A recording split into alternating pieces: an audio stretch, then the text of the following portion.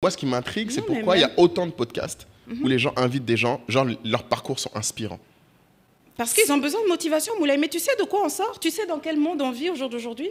Mais en fait, les gens ont besoin de stimulation, de motivation, d'être inspirés, de sortir de leur quotidien. C'est ce que je comprends. Je te jure tu trouves pas qu'il y en a déjà trop? Moi, j'ai l'impression qu'en fait... Il n'y en a pas assez, Moulay. Sérieux? Toutes les sources que tu vas trouver, même moi que tu vois, ça m'arrive des fois de chercher des sources de motivation, d'inspiration, de peu importe en fait. Parce que, en fait, on a besoin d'être stimulé. En fait, si tu n'es pas stimulé dans le monde d'aujourd'hui, tu meurs. Moi, en tout cas, c'est le sentiment que j'ai. Avec la TX Factory, découvrez un monde de créativité et d'innovation à travers nos réalisations.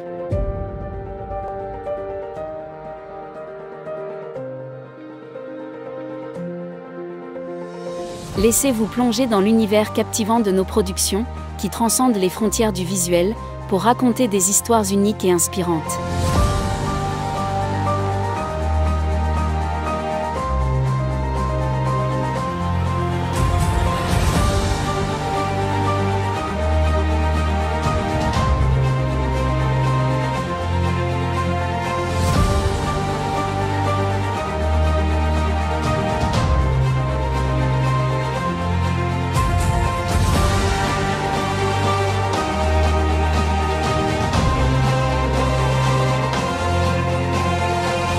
Pour tous vos besoins de production, n'hésitez pas à nous contacter.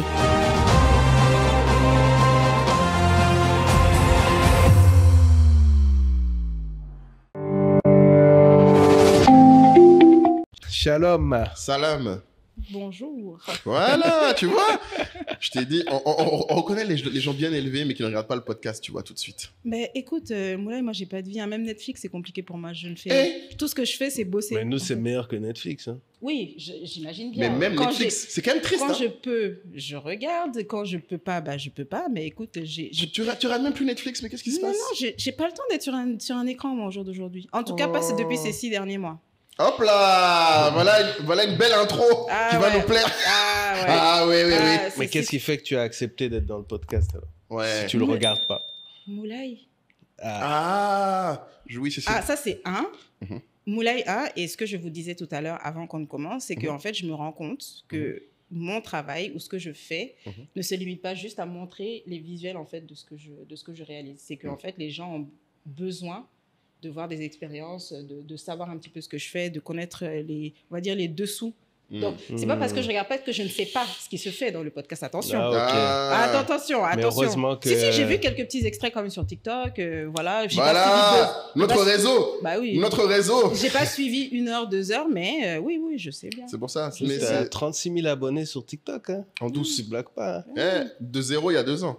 Ouais, ben. Quand même. Non, c'est donc tu as été convaincu par notre ex-malien. Convaincu. Est-ce qu'il m'a laissé le choix?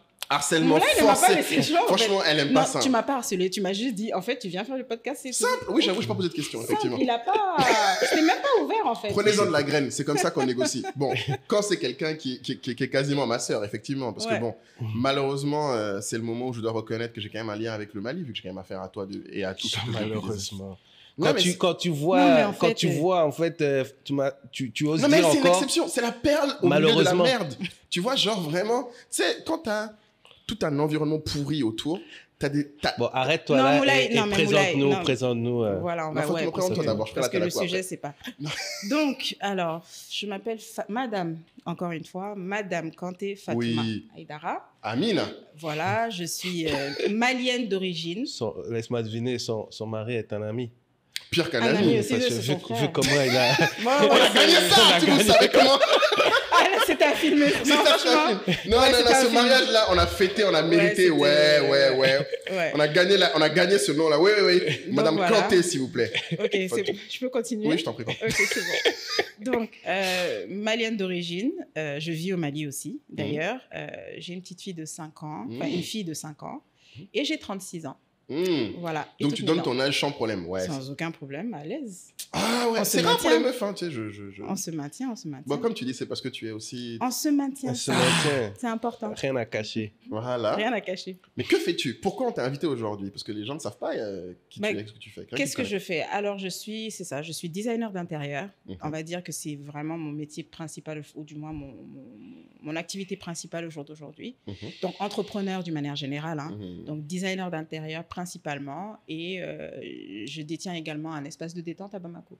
C'est quoi les noms? Il faut donner les noms. Voilà. Alors, mon entreprise, c'est High Design. Mon espace de détente, c'est High Design, le studio. C'est un espace de détente, mais aussi, on va dire, un espace pour créer du contenu, photos, vidéos. C'est également là où on fait aujourd'hui, je pense, le meilleur brunch de Bamako. Hein. Allez Petit placement. On a ça qu'on aime. C'est important quand même de le dire parce que j'en suis un petit peu fière. Donc, bah oui, parce que attends, tu sais que la cuisine, c'est pas mon truc, c'est le truc de ta pote, de Rama. De ma meilleure amie qui s'appelle Ramatoulaye Haïdara Anna. Voilà, et quand j'ai ouvert l'espace... qui a aussi la boulangerie Soukal, n'hésitez pas à aller sur Insta. Oui, la meilleure de Bamako aussi, en passant. Pour moi, l'une des meilleures d'Afrique. Tu nous invites à aller à Bamako, alors? Non, si vous êtes déjà coincé là-bas, si vous êtes dans la mierda déjà, il y a des petits espaces. Il y en a. La fin de l'épisode, il aura au moins 10 choses positives sur le match. Non, mais elle, c'est pas la même chose, ces filles-là. C'est pas la même chose. Non, mais... Non, c'est ça. C'est que quand j'ai ouvert mon espace de détente, en fait, à la base, c'était vraiment un coin pour les créatifs. C'était ça, la base du projet, c'était ça. Oui, je me souviens. Sauf que ce qui s'est passé, c'est que c'est pas les besoins des Maliens, en fait. Donc, j'étais là dans mon Il y avait personne. Dans mon petit délire. Non, pas qu'il y avait personne, c'est que les gens sont venus pour autre chose. Parce que forcément, cet espace-là étant designer, j'ai fait le max question déco. C'est aussi mon showroom en même temps et tout ça. Donc, et les gens, en fait, m'ont fait un espace pour prendre des photos. Chiller et passer un bon moment, relaxer, se sentir bien. Et qui relaxe sans manger. Donc, ils ont commencé à demander de la nourriture. Voilà. Donc, j'ai commencé avec les tapas, les machins, les je sais pas quoi. Et là, j'ai trouvé mon créneau qui est le brunch où je fais des plats. Et tu as encore ton thé, là? Bah oui, la base. La base. Mais le gros de ton activité sur la décoration d'intérieur. Oui, c'est la décoration d'intérieur. C'est clairement ça que je fais à Bamako et aussi dans la sous-région maintenant. Ouais, et pas que dans la sous-région, tu as fait dans d'autres villes d'Afrique aussi, parce que bon, tu es allé dans l'Afrique centrale. Là. Oui, voilà, j'ai fait le Congo, Abidjan, et ouais, voilà, c'est tout pour l'instant. Donc, open for business. Non, mais alors. Abidjan. Mais après, je fais des consultations aussi. Exactement. À Paris, en France, j'ai eu des contrats au niveau de Paris, juste pour on réalise des plans 3D et accompagner un petit peu les gens sur leurs projets quand ils viennent d'acheter et tout ça. Donc voilà. C'est trop humble tout ça. Et oui, voilà. T'as la coup. Allez. Donc déjà, Kaï, je pense que le premier truc que tu peux faire, c'est comment tu as connu Fatouma. Parce que moi, j'ai été ému une fois quand vous l'avez distinguée chez Adicom. Vous allez la chercher. Alors, en fait, la première fois alors c'était en 2020 pendant Covid. Où on voulait absolument... Alors, c'est la seule édition qu'on a fait online. Et effectivement, on voulait absolument que Fatima nous parle de son studio. Parce que c'était quelque chose de nouveau, en fait. D'avoir à la fois une vision créative, à la fois une vision business, à la fois une vision fédératrice. Et sur les réseaux aussi, ça avait créé un gros engouement. Et je dois même dire que j'ai un peu honte parce que j'ai vu, en fait, récemment que, en fait, tu fais tout ça depuis... alors, je ne sais pas pour le studio, mais en tout cas, ton activité, ça fait une dizaine d'années. Ça fait 12 ans. 12 ans. Voilà. C'est pas une petite et je dois dire que moi, c'est 2020, en fait. En fait, en 2020, je ne sais pas si c'est... Je ne pense pas que ça soit lié à Covid, mais il y a eu un truc, en fait, où tout le monde me parlait de toi, en fait. Tout le monde me parlait de toi... Tout le temps. C'était par rapport à l'espace ou par rapport au design intérieur? C'était plus par rapport à l'espace. Alors, je pense que c'est peut-être venu par l'espace, mais après, rapidement, on a compris que tu avais un univers plus large. Ouais. Non, mais l'espace, ça a été le... Ah ouais? Mais ça donnait l'impression pour des gens... L'espace a vraiment... t'as propulsé... Ça a été l'objectif. Oui, mais moi qui ne suis pas... Tu vois, Bamako, en fait, voilà. Pour moi, c'était la naissance, en fait, de ton écosystème, en fait. Tu vois, c'est un peu ça. Mais c'est peut-être bien dit, ça. à l'international. Tu vois, c'est un communicant. Il faut copier-coller ce qu'il dit des fois. Tu prends, tu mets à côté. C'est ça. Et comme je suis très branché sur écosystème, toutes les personnes qui essayent de de fédérer, etc. Ça m'avait pas mal interpellé. Et donc, j'ai vu Mali, je suis passé par monsieur là pour une fois, je pouvais faire quelque chose d'intéressant voilà, pour le Mali. Ça. Et puis, à l'époque, déjà, il m'avait dit, mais elle parle pas trop, etc. J'ai bugué, hein. Sérieux? Pour le faire? Moi, ah bon, ah oui? J'ai dit ça. Mais t'as pas vu la vidéo? Non. Mais ça se voit, même j'étais sérieux? J'étais stressée. Mais tu sais pas, j'ai dû reprendre au moins 20 fois. Mais non. Mais c'est clair. C'était chaud. Hein. On va mettre le lien. Sérieux, après, voilà, petit placement, c'est important. Non, voilà, les gens vont voir la différence entre l'époque et maintenant. Parce que là, ça va, je me suis... Ça va beaucoup mieux, ouais. Oui, on a je t'ai dit directement, c'est vrai que Fatouma, vraiment, c'était pas son truc. Donc vraiment, savourez cet épisode, les gens, parce que cette dame-là, c'est pas facile de la voir, franchement. Donc, présente-nous... Ah, là, t'as la coupe. Alors, Fatouma de High Designs. L'une des meilleures designers d'Afrique d'intérieur, clairement, à tous les niveaux pour moi, parce que je pense que peu de gens se rendent compte que, en fait, déjà, tu n'as pas fait que des particuliers. Tu le dis pas forcément, mais tu as fait aussi des hôtels. Donc, Azalai, on peut en parler, ça. Ah oui, c'est vrai. On a fait d'autres hôtels, T'as fait quoi? T'as fait toutes sortes, en fait, de déco. T'as pas fait juste de la maison, parce que les gens voient... Corporatif, ouais, résidentiel, corporatif, commercial, ouais. Tu vois, et surtout, moi, ce qui m'épatait avec toi, c'est qu'alors... Bon, les gens, si vous allez sur son Instagram, qui est quand même son fait d'armes, parce que tu as combien de followers maintenant? Parce qu'on n'en parle pas trop, ça. Attention à ce que tu vas dire. Il risque de te dire que tu es une influenceuse. Ah, t'as combien de followers? Faut répondre à la question. 45 500, je crois. 45 500. Ouais, pas beaucoup de gens au Mali qui ont 45 500 followers. Ouh, qui ne sont pas, non, qui ne sont pas en train de montrer, on va dire, leur corps ou leur lifestyle ou dépenser de l'argent. Je suis désolé, je le dis, je le pense. Non, il y en a. Il y en a quelques-uns. Mais surtout, ce que moi, j'aime bien, c'est que toi, pendant longtemps, pour ceux, comme disait Kalik, qui te connaissent depuis longtemps, tu postais limite jamais ta tête. Jamais, oui, c'était surtout mes projets. C'est juste tes projets. Tu avais même ton compte non, tu avais Fashionista Artist et tu avais High Designs. Voilà, j'ai 2 comptes. Et sur mon compte personnel, en fait, on va dire que je postais ma tête, mais plutôt mes looks, en fait, mon style. Parce qu'en fait, pour moi, voilà, ceux qui me connaissent, en tout cas, savent que ma première passion, c'est la mode. Le design intérieur, oui, c'est une passion, mais la mode, c'est la base. Voilà. Donc, ce qui fait que moi, c'était vraiment un moyen de m'exprimer un petit peu. Vu que je ne suis pas quelqu'un qui parle beaucoup, j'aime pas trop montrer ma tête, c'est pas mon... Mais bon, j'essaye de changer ça. Voilà. Je fais des efforts. Et en fait, c'est ça, c'était juste une manière de partager, en tout cas avec les gens qui aiment tout ce qui est mode, voilà, partager des petits tips, montrer mes tenues, avoir des endroits où on peut faire du shopping, des petites choses comme ça. Ouais, si vous voyez, vous pouvez voir son mannequin de Marie aussi, qui est comme elle, un fashionista fini. Lui aussi est là-bas, je pense. Il s'est calmé. Il s'est calmé. On est face au Beckham de Bamako. Merci. Beckham, ces deux-là, c'est-à-dire qu'en fait, il faut que vous compreniez 2 grandes fashionistas qui sont rejoints au sommet. Et surtout, pour les gens qui se demandent à quel point c'était la mode, moi je dis, toi comme là tu dis t'es en veste, mais je n'oublierai jamais le jour où j'ai percuté que cette fille a vraiment quelque chose avec la mode, c'est quand c'est devenu en pot de pêche au lycée. Il va pas tous ceux qui étaient à Bamako circa 2000 se souviennent de ce moment-là. Quand elle et sa sœur ont débarqué de France, s'il vous plaît. C'était un moment ça quand même. C'est-à-dire on était tous, pot de pêche et elles ont mis les complets pots de pêche là. Oui, depuis Didi là. Elles ont mis ça à Bamako dans la chaleur, s'il vous plaît. Non, il ment. Fatouma. Okay. Non, attendez. Non, je vais vous dire non. Parce que pour ceux qui connaissent, il y a pot de pêche et pot de pêche. Il y avait les pots de pêche bien lourds, ceux à la Missy Elliott, et il y avait les plus légers. Et nous, on est venus avec les plus légers. Ce qui a choqué les gens, c'est qu'on a pas... C'était rose.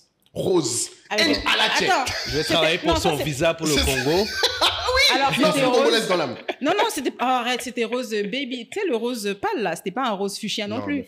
C'était rose pâle. On ne voyait que vous dans le rond-point. Mais c'était l'époque... Attends, imagine, l'époque Missy Elliott. Tu te souviens de l'époque Missy Elliott avec les casquettes Kangol et tout ça? Et puis, vous aviez quoi comme chaussures? De là à venir à l'école. Vous aviez quoi comme chaussures? Non, mais il exagère. Vous avez quoi comme chaussures? Non, franchement, il faudrait que je sorte une photo. Voilà, sur la photo. Non, mais il dit ça, mais c'est la même époque où il portait les grands maillots de basket et tout ça. Réponds à la question. Je sais plus. J'avais des teams. Ah, c'est vrai, rose. Mais vous n'aviez pas des teams roses. Ah, non. Team rose. C'est ce que j'avais. J'en suis pas plus fière. Non, mais en fait, il faut que tu comprennes le level de ces femmes. Non, j'étais trop fière. Ah non, j'étais au max. Non, mais à l'époque, arrête. C'est comme quand, tu sais, à l'époque où vous amenez les dernières Air Max ou je sais pas quoi là. Mais moi, j'avais pas tout ça. En fait, quand les gens me demandent pourquoi je me suis senti pauvre au lycée, il y avait des gens qui prenaient l'habillement avec sérieux. C'est pas qu'ils étaient plus riches. C'est que la mais façon dont les clairement. gens prenaient l'habillement avec sérieux dans notre lycée Liberté. Là. Mais pour te dire, cet Bah. ensemble, moi, je l'ai acheté à Belleville. Hein, c'est pas... Oui, c'était pas un truc de ouf. Mais nous ils ont réglé ça. Hein. Nous, Ah bon c'était Uniforme. Ouais. Nous, Ça ils- m'étonne même qu'il n'y ait pas... Mais Enfin, nous, on moi, était j'ai dans des non, rares qu'il n'y a non. jamais eu. Jamais eu. Donc, il y avait des grosses différences pour les Ah gens. ouais. Et- Ah ouais. Et il y avait des gens qui prenaient ça sérieusement. Elle Ah et sa ouais. sœur, Ouais. c'était abusé. C'est-à-dire, quand je dis c'était C'est abusé, pas abusé, c'est Non, juste mais- l'amour de la mode, voilà. Moulay. Donc, c'est pour. et Ceux puis, qui comprendront, Ceux qui comprendront, comprendront. Mais Voilà. surtout, je vais rajouter un autre truc pour donner une autre anecdote, parce que bon, comme c'est moi qui suis là, c'est quand même mon élément, donc j'ai les vraies infos. Est-ce que tu te souviens, tu dirais, c'est quoi la première activité créative que tu as fait qui t'a rapporté de l'argent? La première activité créative que j'ai faite. Moi, j'ai une idée en tête. C'est quand La tu, toute première. quand tu coiffais les gens, Fatouma. Oui, c'était ça la toute première, c'est ça. Les gens ne savent pas. créative, est-ce que c'est. Ouais, si, ça Au peut être lycée considéré ou comme après créatif. T'as commencé quand le coiffer les gens? C'était. Non, c'était à... Non, ça c'était depuis, Ça, c'était depuis la France, depuis que j'étais au lycée. Au lycée. Ouais, Mm. où je me coiffais toute seule. C'était pas les gens que je coiffais, je me coiffais toute seule. Et après, t'as commencé à coiffer les Et gens. après, c'est ça, c'est que quand je suis arrivée à Montréal et qu'on cherchait les petits boulots, bah, j'avais pas envie d'aller bosser au McDo. Voilà. Du coup, j'ai commencé à coiffer mes amis d'abord, et après ça, on D'autres m'a gens. contacté pour... Mm. Voilà. C'était mon tout premier boulot, en fait. C'est Le ce tout que je dis premier. souvent aux gens. Mm. Et c'est là où tu vois que Fatouma a un truc particulier. La plupart des gens se demandent ouais, comment on est créatif, comment on devient créatif. Bon, Mm. toi, tu l'as manifestement été depuis longue date. Mhm. Et ce que je rajoute aux gens, c'est que tu n'es pas une créative qui est juste dans la consommation. Tu as toujours eu ce truc de faire quelque chose avec tes mains. C'est vrai. C'est-à-dire que tu crées des trucs. C'est-à-dire que les gens ne se rendaient pas compte. Tu vois, même, je connais plein d'autres meufs qui savent se tresser, Mm. mais elles vont pas spontanément tresser les autres. Ouais. Elles vont pas commencer Non. comme premier boulot de faire tresser les autres. Mais en fait, c'est drôle parce que je parlais de ça avec une bonne grande sœur à moi il n'y a pas longtemps. Mhm. Et elle me disait, je sais pas, elle faisait un peu un interloco aussi, entre guillemets. Elle me disait, ouais, franchement, je comprends pas. C'est extraordinaire ce que tu fais. Ça sort de là, c'est machin. Mhm. Je lui ai dit, en fait, et je le dis avec toute l'humilité du Mhm. monde, je pense pas que je sois quelqu'un de si exceptionnel que ça. Je vais vous expliquer pourquoi. Non, attendez. Je non. vais avoir du mal à accepter Non, je vais ça, vous mais expliquer t'en prie. pourquoi. Parce que, en fait, la seule différence entre moi et les autres, c'est que moi, j'ose. Tu tentes. Je tente, en fait. Je savais pas tresser. Mais, Ah bon mais bien sûr que non, c'est pas inné. Oui, c'est pas inné. J'ai pratiqué. Je l'ai fait. J'ai tressé jusqu'à 20 fois avant de réussir à faire mes cheveux. Ah, tu t'es tressé toi-même avant de réussir à Moi le faire. d'abord, avant de réussir, même sur les autres. La première fois que j'ai testé sur quelqu'un, Mhm. mais c'était du n'importe quoi. Sérieux? J'ai testé sur ma cousine, ça n'allait pas. Le deuxième, après, le deuxième C'est un tissage, peu mieux. ça allait mieux. Et c'est la pratique. Ah. Et dans absolument tout ce que je fais, c'est la même chose. Déco, si tu vois ma première déco Moulay. Alors, la première déco, c'était laquelle? Parce que moi, celle que je me souviens, parce que lui, tu as découvert quand tu as fait, Le studio. le studio. Ah, mais ouais. bah, Voilà, mais moi, c'était pas ça que moi j'ai vu cette première déco. Non, ta première déco. Non, avant de ça, il faut qu'on parle de l'autre. Les tableaux. Parce que moi, je peux te dire aux gens aussi, un autre truc qu'il faut comprendre, c'est que de ce que j'ai remarqué, les grands Tu faisais de la créatifs. peinture. Ouais. Ouais, j'ai commencé À comme la ça. base, que j'ai c'est ça commencé. son truc. À la base, c'était J'ai ça. vu C'est ça, ça qui j'ai a emmené vu vers ça. la déco, en fait. Oui. Mm. À la base, alors on parle de la créature, t'as commencé, la première peinture que t'as fait, c'était quand, tu dirais? Je me souviens pas. Tu te souviens pas? Bah non, parce que les toutes premières peintures que j'ai faites, c'est quand j'étais encore à l'école et que j'avais des 21 sur 20. Oh, je me rappelle. Oui, c'était alors, super. Autre moment où j'ai En su art que plastique. que cette fille était pas normale, oui, ça, le truc d'art plastique. Non, mais attends, elle dit elle est comme tout le monde. Je t'explique. Non, Tu Tu sais étais quand dans je la même classe. Non, elle est moins âgée que moi. Ah, ok. Mais Non, je suis habile de mes mains, d'accord, Oui. je l'accepte. En fait, c'est-à-dire qu'à un moment, tu sais, dans tous les lycées, tu as des activités que tout le monde fait là, en art plastique. Ouais. Tu sais, notamment, il y avait, j'oublierai jamais, tu te souviens les oiseaux? Il y avait un truc avec des oiseaux qu'il fallait colorier. Mm. Mais moi, je m'en souviens pas. Je sais Elle pas fait toi, te quoi, souviens les pas oiseaux qui volent. Non, je t'explique. Non, en fait, tu sais, cet exercice, moi, je me souviens parce que l'art plastique, faut le savoir, moi, j'ai toujours été nul à chier. J'ai jamais eu la moyenne même. Mm. La prof d'art plastique, Madame Diallo, elle câblait Ah, avec moi. c'était mon cours préféré. Et c'est ton cours préféré. Ah, ouais. Et elle venait à chaque fois, elle me disait, Moulay, s'il te plaît, pardon, fais un effort. Et j'essaye, tu vois. Par exemple, j'arrive toujours pas aujourd'hui à colorer sans déborder. Mm. C'est impossible pour moi. Et je me souviens, un jour, on était dans la cour. Toi, tu venais, tu viens dans le cours d'art plastique avec les oiseaux, là. Mhm. Et t'es sorti avec. Et tu as dit, ah tiens, je crois que tu as eu 21 ou un truc comme ça sur 20. La prof a dit, non, c'est plus que 20 sur 20. Et je regarde le truc, je te jure, on dirait que ça avait été imprimé, Cailly. Mm. En fait, je sais Je pas me comment rappelle t'expliquer. pas de ce qui- C'est-à-dire qu'en je me fait, rappelle pas. non Ouais, seulement ça le l'a truc suffisamment marqué. Voilà, apparemment. c'est pas que ça débordait pas. C'est que tu avais fait des espèces de dégradés à l'intérieur. En fait, non, elle est abusée. en fait, tu sais, normalement, Un enfant, tu lui demandes de colorier. Logiciel en tête. Quoi. Voilà, c'est-à-dire que tu lui demandes de colorier. Normalement, en colorier, on remplit chaque truc d'une couleur. Elle te mettait des dégradés de couleurs. T'avais un rose qui devenait de plus en plus pâle, un bleu qui devenait de plus en plus foncé. Peut-être des petits dégradés à l'intérieur du truc. En fait, mais du coup, tu dis que c'est inné, ça ou... Ce truc-là, quand même, ça, c'est inné. Non, oui, je pense que j'ai quand même une base créative, c'est vrai. Mais après, pour arriver au niveau où je suis, par exemple, parce qu'il y en a beaucoup des créatifs. Hein. Oui. Et je veux dire, des gens qui sont talentueux. En fait, c'est ça. Pour moi, la créativité, tu peux l'avoir en naissant. Mais le talent, à mon avis, ça se travaille. Amen. Pour moi, le talent, ça se travaille. Et moi, personnellement, au jour d'aujourd'hui, on me dit que je suis talentueuse, mais si je n'avais pas pratiqué... Ouais. Si je n'avais pas pratiqué et que je n'avais pas surtout essayé de m'améliorer au fur et à mesure, c'est sûr et certain que je ne serais pas au jour d'aujourd'hui à avoir des projets à l'étranger et tout ça. Quoi. Ouais. Donc, et j'aimerais savoir, si on reste sur cette époque lycée, c'était quoi tes notes dans les autres matières? C'était du... Hein? Elle se battait. Non, je me bats. Oh, t'exagères, Moulay. Mais toi, comment tu peux ça? T'étais pas dans sa classe.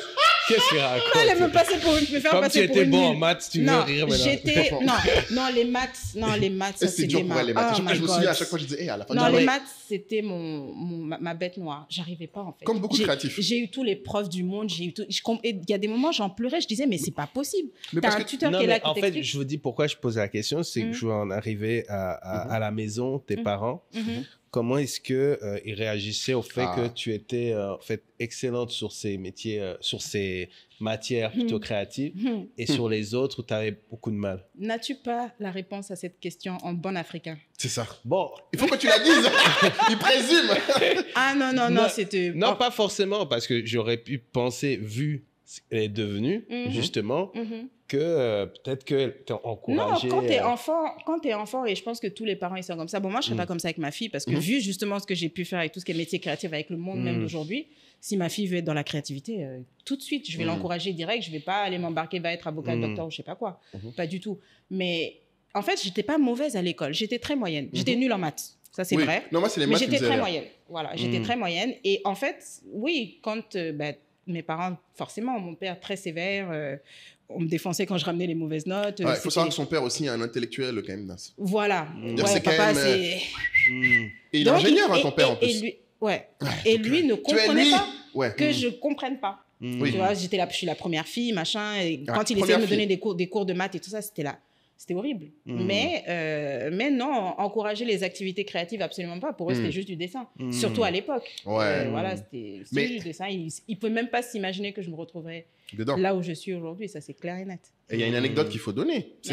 Dans quel... Ton diplôme que tu as passé, il est dans quel domaine, Fatouma? C'est pas dans l'art. Sciences politiques. Ah, donc tu as quand même fait plaisir au... Mais est-ce que j'avais... Pour répondre à la question. Et ça allait loin, hein. Elle n'avait pas le choix. Hein. Attends, comment est-ce que je vais terminer... J'ai eu mon bac en France, ok? Donc, après avoir eu mon bac, il fallait faire les choix de là où j'allais aller. Enfin, en fait, on savait que j'allais aller au Canada. Ma mère avait toujours dit, parce qu'elle adore le Canada, elle a des neveux qui ont étudié là-bas, elle a toujours dit qu'on irait au Canada. Et elle s'est donné les moyens pour qu'on aille au Canada. Donc, quand je devais aller au Canada, en fait, ça ne m'a même pas traversé l'esprit. Pas de dire à ma mère que j'allais faire autre chose que quelque chose d'intellectuel. C'est-à-dire que même moi, je ne me suis pas dit je vais faire une école de design. En fait, je n'avais pas de visibilité. Par contre, j'ai toujours su que je serais entrepreneur. Oui. Je viens d'une famille d'entrepreneurs. Ma mère est entrepreneur, mon père est entrepreneur. Voilà, j'ai grandi là-dedans. Donc, pour moi, je serais entrepreneur, mais dans un métier plus sérieux, entre guillemets, si vous voulez. Donc, pour moi, voilà, j'allais juste partir faire mes études. Donc, je n'ai même pas pensé, en fait, à leur proposer quelque chose, parce que même moi, ce n'était pas dans mes plans. Mais à l'époque, je pense pas que toi-même tu te voyais comme étant créative. Et pas du tout. Et c'est un truc que je tiens à préciser aussi. Pour ceux qui nous écoutent, qui peuvent être dans le cas, tu as donné un très bon exemple avant. C'est que j'ai un autre ami, je sais pas si tu te souviens de Nono, mon pote Nono. Oui. Qui lui aussi dessinait très bien. Et jusqu'à maintenant, il dessine extrêmement bien. Mais il y a une différence entre lui et toi qui m'a toujours marqué, et c'est pour rejoindre ce que tu disais sur le talent, c'est que toi, tu as un niveau d'exigence qui est extrêmement élevé. C'est-à-dire que c'est pas genre... Je pense que les gens ne se rendent pas compte. C'est-à-dire que je t'ai déjà vu, tu dessinais des choses. C'était déjà incroyable pour nous. Toi, tu voyais que les défauts. Ouais, c'est un truc que tu as toujours eu. Mais ça, c'est le cas encore aujourd'hui. Hein. Oui, c'est-à-dire qu'en fait, c'est-à-dire que Fatouma, tu lui présentais quelque chose. Enfin, elle faisait un truc qui était clairement au-dessus de la moyenne, de très loin. Mais elle regardait et disait non, ça, c'est pas bon, ça, c'est pas bon, ça, c'est pas bon, ça, c'est pas bon, ça, c'est pas bon. Et elle refaisait. Automatiquement. Et je pense que pour tous les créatifs qui nous écoutent, souvent, ce qui leur manque, ils n'ont pas ce niveau aussi d'exigence qui se met. Donc, je sais pas, toi, tu saurais d'où ça te vient, ça?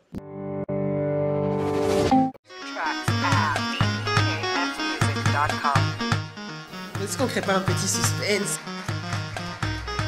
Si vous êtes face à cette vidéo, c'est peut-être que vous êtes un créateur de contenu. Bonjour à tous, je m'appelle Nader Fakri. Vos outils favoris sont les mots, Bien d'autres avant moi ont déploré ma terre et ses mots. les images, les vidéos et les illustrations. Vos ingrédients sont l'humour, le suspense, le romantisme et le glamour.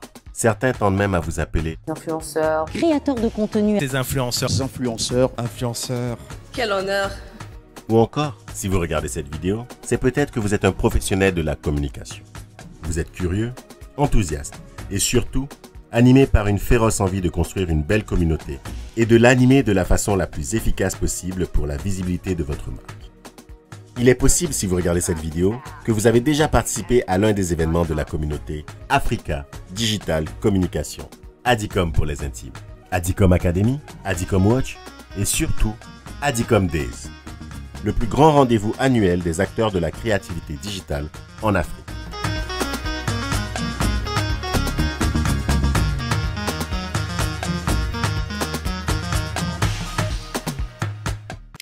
Mon niveau d'exigence vient de mon manque de confiance en moi que j'avais. Ah Ouais. Ah bon? C'est, en fait, je suis quelqu'un, je pense que j'ai commencé, et il y en a beaucoup qui sont étonnés quand je le dis, ma confiance en moi, je pense que j'ai commencé vraiment à la gagner il y a peut-être 2 ans. Ouais, il n'y a pas si longtemps, c'est vrai. Il n'y a pas si longtemps. Avant, j'étais le genre de personne... honnêtement, même me regarder dans un miroir, c'était difficile. J'étais genre, je ne m'appréciais pas, et je me réfugiais avec mes tenues vestimentaires. C'était vraiment ça mon... C'était un peu ma petite carapace, quoi. C'était ma façon un peu de camoufler le fait que je n'avais pas forcément confiance en moi.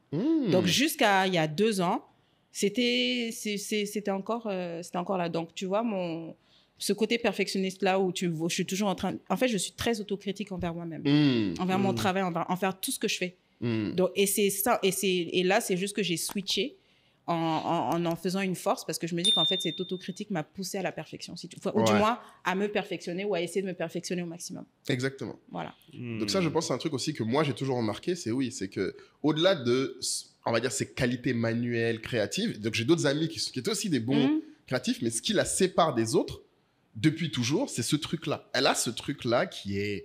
Je sais pas d'où ça sort, comme tu dis, c'est peut-être ça, c'est ce besoin que tu as d'être toi-même, difficile avec toi-même. C'est ça.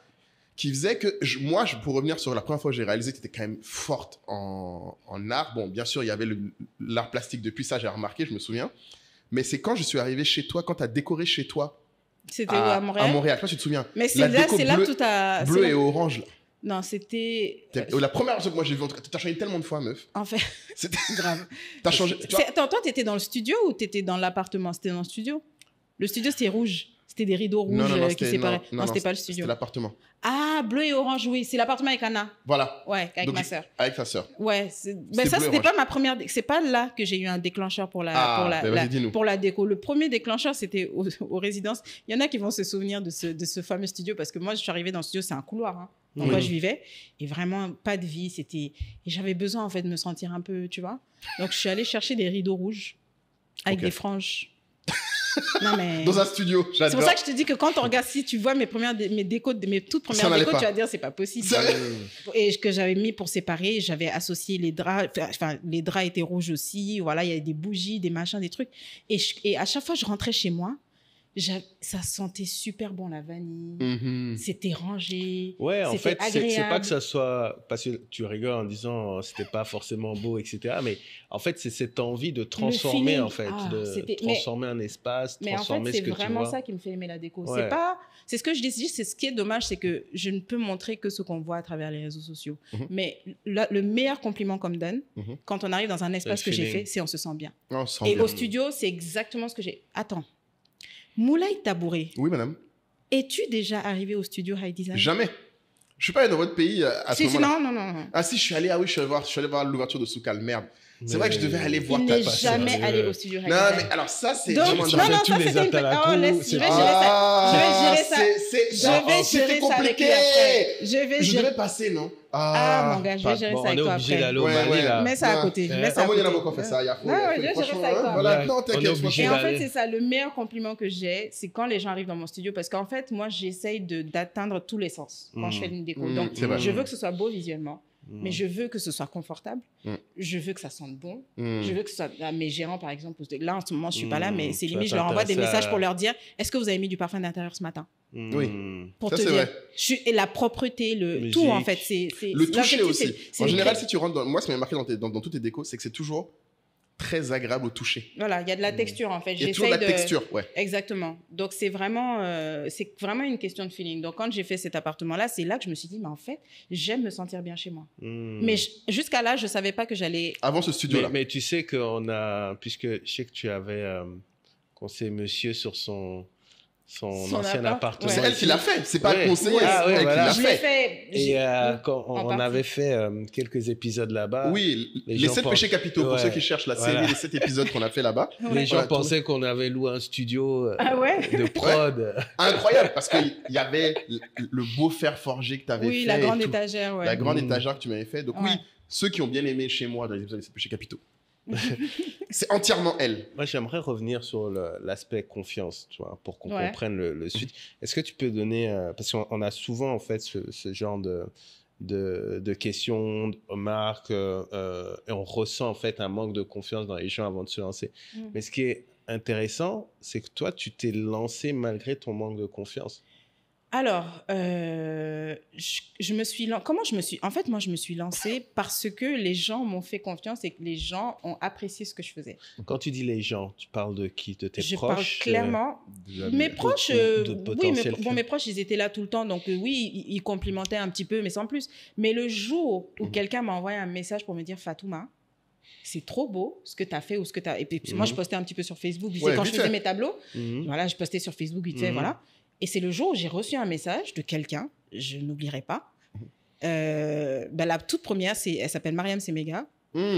Voilà, je vais lui faire un C'est petit important. coucou. C'était Non, les non, noms. c'est important. Shout out, elle sait pas ce qu'elle a fait. C'était une des toutes premières et qui m'a dit, Fatouma, en fait, on vient d'emménager dans notre appartement, je veux absolument que tu fasses ma déco. C'est là que ça a commencé. J'ai dit, attends, donc cette affaire-là. Il y a quelque chose dedans. Donc, en fait, parce que moi, je travaillais dans une entreprise de com à l'époque, j'étais recruteuse, voilà, 9 à 5, barbant comme pas possible, j'aimais pas du tout, j'étais pas du tout épanouie. Par contre, tu as toujours bossé. Un autre truc qu'il faut dire aussi. Oui, c'est ça, j'ai commencé par ça, et en fait, quand Mariam m'a appelée et qu'elle m'a demandé de faire ça, je l'ai fait, j'ai publié. J'ai continué à faire des tableaux que j'ai publiés. Et là, c'est l'ère Instagram. J'ai continué avec Instagram. Je publie.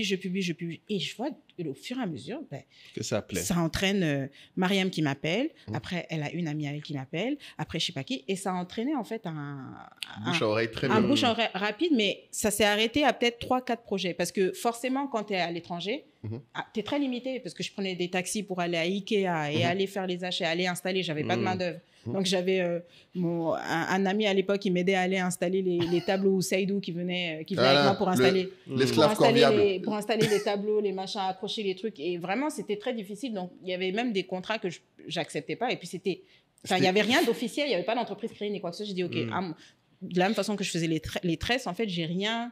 Il n'y avait rien d'administratif. J'ai dit, OK, là, je vais m'arrêter là. Et j'ai du mal, en fait, parce que je n'arrive pas à gérer. Et j'ai un problème, en fait, avec le fait de faire les choses et que ce ne soit pas un minimum professionnel. Parce que si tu fais l'installation chez quelqu'un et qu'il y a un problème, ça te tombe dessus et qu'il n'y a absolument aucune règle. Donc, voilà. Donc, j'ai arrêté ça et je me suis concentrée sur les tableaux. Donc là, j'ai fait des tableaux sur mesure pendant longtemps et ça, oui. Pendant combien de temps tu as fait des tableaux, tu dirais? Un bon 3 ans, quand même. Et ça, tu gagnais de l'argent avec ça? Ah oui, non, j'ai arrêté de bosser. Oui, en vendant les tableaux. Je faisais, en un mois, je pouvais te vendre 20 tableaux. À combien? Quel était ton mois où tu faisais plus d'argent? Donne-nous un peu de chiffres. 200, c'était entre 200 et 300 $ le tableau. 200 et 500 $, pardon, le tableau. 200 et 500 $ les tableaux, t'en fais 20, donc on a jusqu'à 10 000 $. Jusqu'à 10 000. Ouais, on pouvait aller là. T'imagines? Alors que tu étais étudiante encore? Ouais, j'étais étudiante, mais bon, honnêtement, c'est quand on est étudiant, on dilapitait. Hein. Tu as le temps. Il y avait les soirées. J'avoue, vous viviez seulement. On s'amusait. Je changeais mes décos, shopping à gogo. Voilà, c'était pas l'époque où. En fait, encore une fois, c'était pas encore le moment où je me disais, OK, c'est un business que je peux rendre rentable ou voilà. Je n'étais pas encore dans cet état. Tu voyais quoi comme un side business? Un peu side, comme quand mais en tu même temps, elle a arrêté. Oui, comme quand tu travailles au McDo, mais je veux dire, vu que ça me faisait gagner plus que ce que je gagnais dans l'entreprise de com, j'ai dit, mais ça fait pas de sens. Pourquoi je vais continuer à aller dans l'entreprise de com si je gagne ce cash-là? Autant rester à la maison, faire mes petits tableaux, regarder ma télé, chiller quand j'ai envie de chiller, et puis voilà. Mais malgré ça, donc malgré ces personnes qui te montrent à quel point elles veulent absolument tes produits, tu as quand même ce manque de confiance. En fait, moi, ce qui me marque, c'est que tu dis juste qu'il y a 2 ans. C'est que j'ai dit que j'avais pas confiance en moi. Ouais. Ça c'est l'époque où j'y pensais même pas. Non, c'était pas un sujet. Non, j'y pensais pas en fait. C'est que le manque de confiance en moi, c'est et puis comme je dis, c'est l'enfance. Quand je dis j'avais pas confiance en moi, c'est que pour moi, j'étais pas quelqu'un j'étais pas consciente de mes capacités. J'étais pas consciente de la personne que j'étais. Je me disais pas, oh, je suis belle, je suis exceptionnelle, j'ai ça à apporter. Ça m'est venu avec la maturité selon moi. À cet âge-là, comme je dis, je pensais juste à aller en cours, aller en soirée, m'amuser. Parce que oui, les gens ne savent pas, mais une grande danseuse aussi. Oh my God. Alors, ça c'est un truc dont on ne dit pas. On n'a jamais eu de démo dans le podcast. C'est ça. Une grande danseuse, genre vraiment, vraiment grande danseuse. Et puis c'est ça. Et pareil, les colliers Tribia, c'était la même chose. Oui, parce que après, c'est bizarre, c'est que Tribia, c'était en même temps que les tableaux. Non, c'était juste après. En fait, toutes les petites activités que j'ai faites, c'est que je les ai commencées pour moi. Et les gens te demandaient. Je poste et les gens me demandent. Et les colliers, mais ça a été le truc fulgurant. Parce qu'il faut aussi mais qu'on parle de ça. Laissons les tableaux à côté. Les tableaux, c'était bien. C'était, on va dire, mollo. Mais les colliers, là, ça a été... Mais juste avant qu'on aille sur les tableaux, il y a un truc quand même qu'il faut qu'on traite sur la confiance en toi, parce que j'aimerais... Parce qu'on n'a pas souvent quelqu'un qui est assez honnête pour le dire ce que tu dis là. Mais je sais que, par exemple, parce que les gens ne te connaissent pas, et ce que je veux quand même que les gens se rendent compte, c'est que de l'extérieur, ça ne se voyait pas du tout. Alors, c'est-à-dire qu'il faut que tu comprennes. Un truc qui était marrant avec Fatouma, pour situer quelqu'un qui la connaît juste de l'extérieur, beaucoup de gens te diront, bon, elle avait sa resting bitch face là, c'est-à-dire qu'elle a toujours l'air d'être vénère alors qu'en fait elle est juste normale. Ce qui est très drôle avec elle, c'est-à-dire que même au début, moi j'avais peur d'elle au début. C'est sa sœur avec qui j'étais pote parce que sa sœur est beaucoup plus joviale d'apparence. Mais en fait, cette alors que je suis, mais je rigole 10 000 fois plus que ma sœur par exemple. Elle rigole beaucoup plus, c'est-à-dire qu'elle elle s'étouffe en rigolant. C'est un truc qu'il faut savoir avec Fatouma. Elle rigole jusqu'à ce qu'il faut l'aider pour ne pas qu'elle s'étouffe. La meuf elle pleure, elle est là. Mais par contre, tu as toujours eu ce truc d'être hyper bien habillée, hyper bien maquillée, hyper... En fait, de l'extérieur, c'est une meuf qui, partout où elle rentre, tout le monde la regarde. Donc, les gens présument que tu as confiance en toi. Exactement. Et tu veux que je te dise d'où est-ce que ça vient, ça? Ma mère. Oui, c'est vrai que t'es château, Connie. En fait, ma mère, c'est quelqu'un qui nous a toujours appris, en tout cas, moi, c'est chez elle que je l'ai vu, quel que soit l'endroit où tu te présentes, sois clean. Tu ne sais pas sur qui tu peux tomber. Ma mère, la plupart... Enfin, tout ce qu'elle a fait au jour d'aujourd'hui, même une bonne partie des accomplissements qu'elle a eus, c'est parce qu'elle a réussi à tisser des liens par rapport à la façon dont elle se présentait.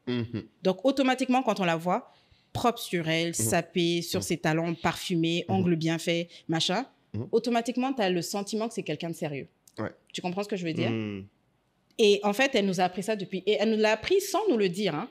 C'est que nous, on l'a vu. Et à la façon dont elle se présentait tous les jours, ben nous aussi, pareil, tu peux pas avoir une maman comme ma mère et puis te négliger. C'est compliqué. C'est juste pas possible, en fait. Donc moi, en fait, c'est quelque chose que j'ai vu. Et en donc sachant... ça, tu l'as reproduit, ça, tu dis. Exactement. Comme quand j'ai vu, en fait, quand je me suis rendu compte à une époque, ou du moins quand j'ai commencé à me rendre compte que j'étais pas forcément quelqu'un qui était...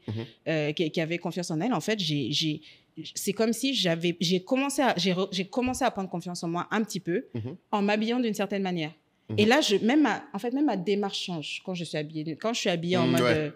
même ma démarche n'est pas la même. J'ai la tête plus haute, je me sens... Mon visage est plus rayonnant. Je ne sais pas comment expliquer. C'est tout tu te sens protégée par ce que tu portais. C'est exactement ça. C'est ce que j'ai l'impression, C'est exactement ça. Alors que, en fait, et le visage, comme tu dis, c'est vraiment naturel. C'est pas parce que je ne veux pas sourire ou... Oui, non, une resting bitch face. C'est juste que, malheureusement, j'ai un visage, en fait, qui a l'air serré. Mais bon, il y a des gens comme ça. Comme Victoria. Ouais, comme Victoria Beckham. Voilà. C'est les Beckham. Si t'as trouvé le nom pour eux, je les appelle comme ça, les Beckham de Bamako. Sauf que sur ce sujet, je vais quand même revenir là-dessus parce qu'à l'époque, je me rappelle que c'est quelque chose qui me dérangeait beaucoup quand les gens me disaient, mais elle a l'air super méchante, Fatouma et tout. Oui, c'est vrai. On a peur de l'approcher et tout, machin. À l'époque, ça me faisait super mal. Mais aujourd'hui, 36 ans passés. Tu kiffes. Ah, qu'est-ce que ça m'a évité des problèmes.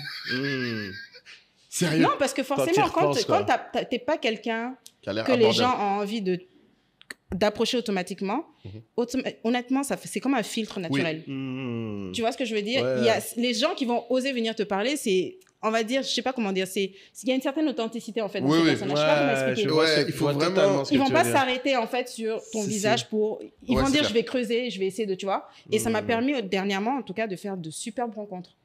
Alors que avant, c'est limite, j'en pleurais en fait de mon côté non social là. Tout le monde était là, tout le monde avec ses potes. C'est juste que ta tête avait l'air. Oui, voilà, mais je veux dire, c'était dur. Mais t'as raison, parce qu'à l'opposé, t'as des personnes très joviales qui se plaignent que. On les prenne pas au sérieux. Ouais, exactement. Exactement. Ouais. Donc aujourd'hui, avec l'âge, honnêtement, je me rends compte que, en fait, c'est une bénédiction cette histoire là.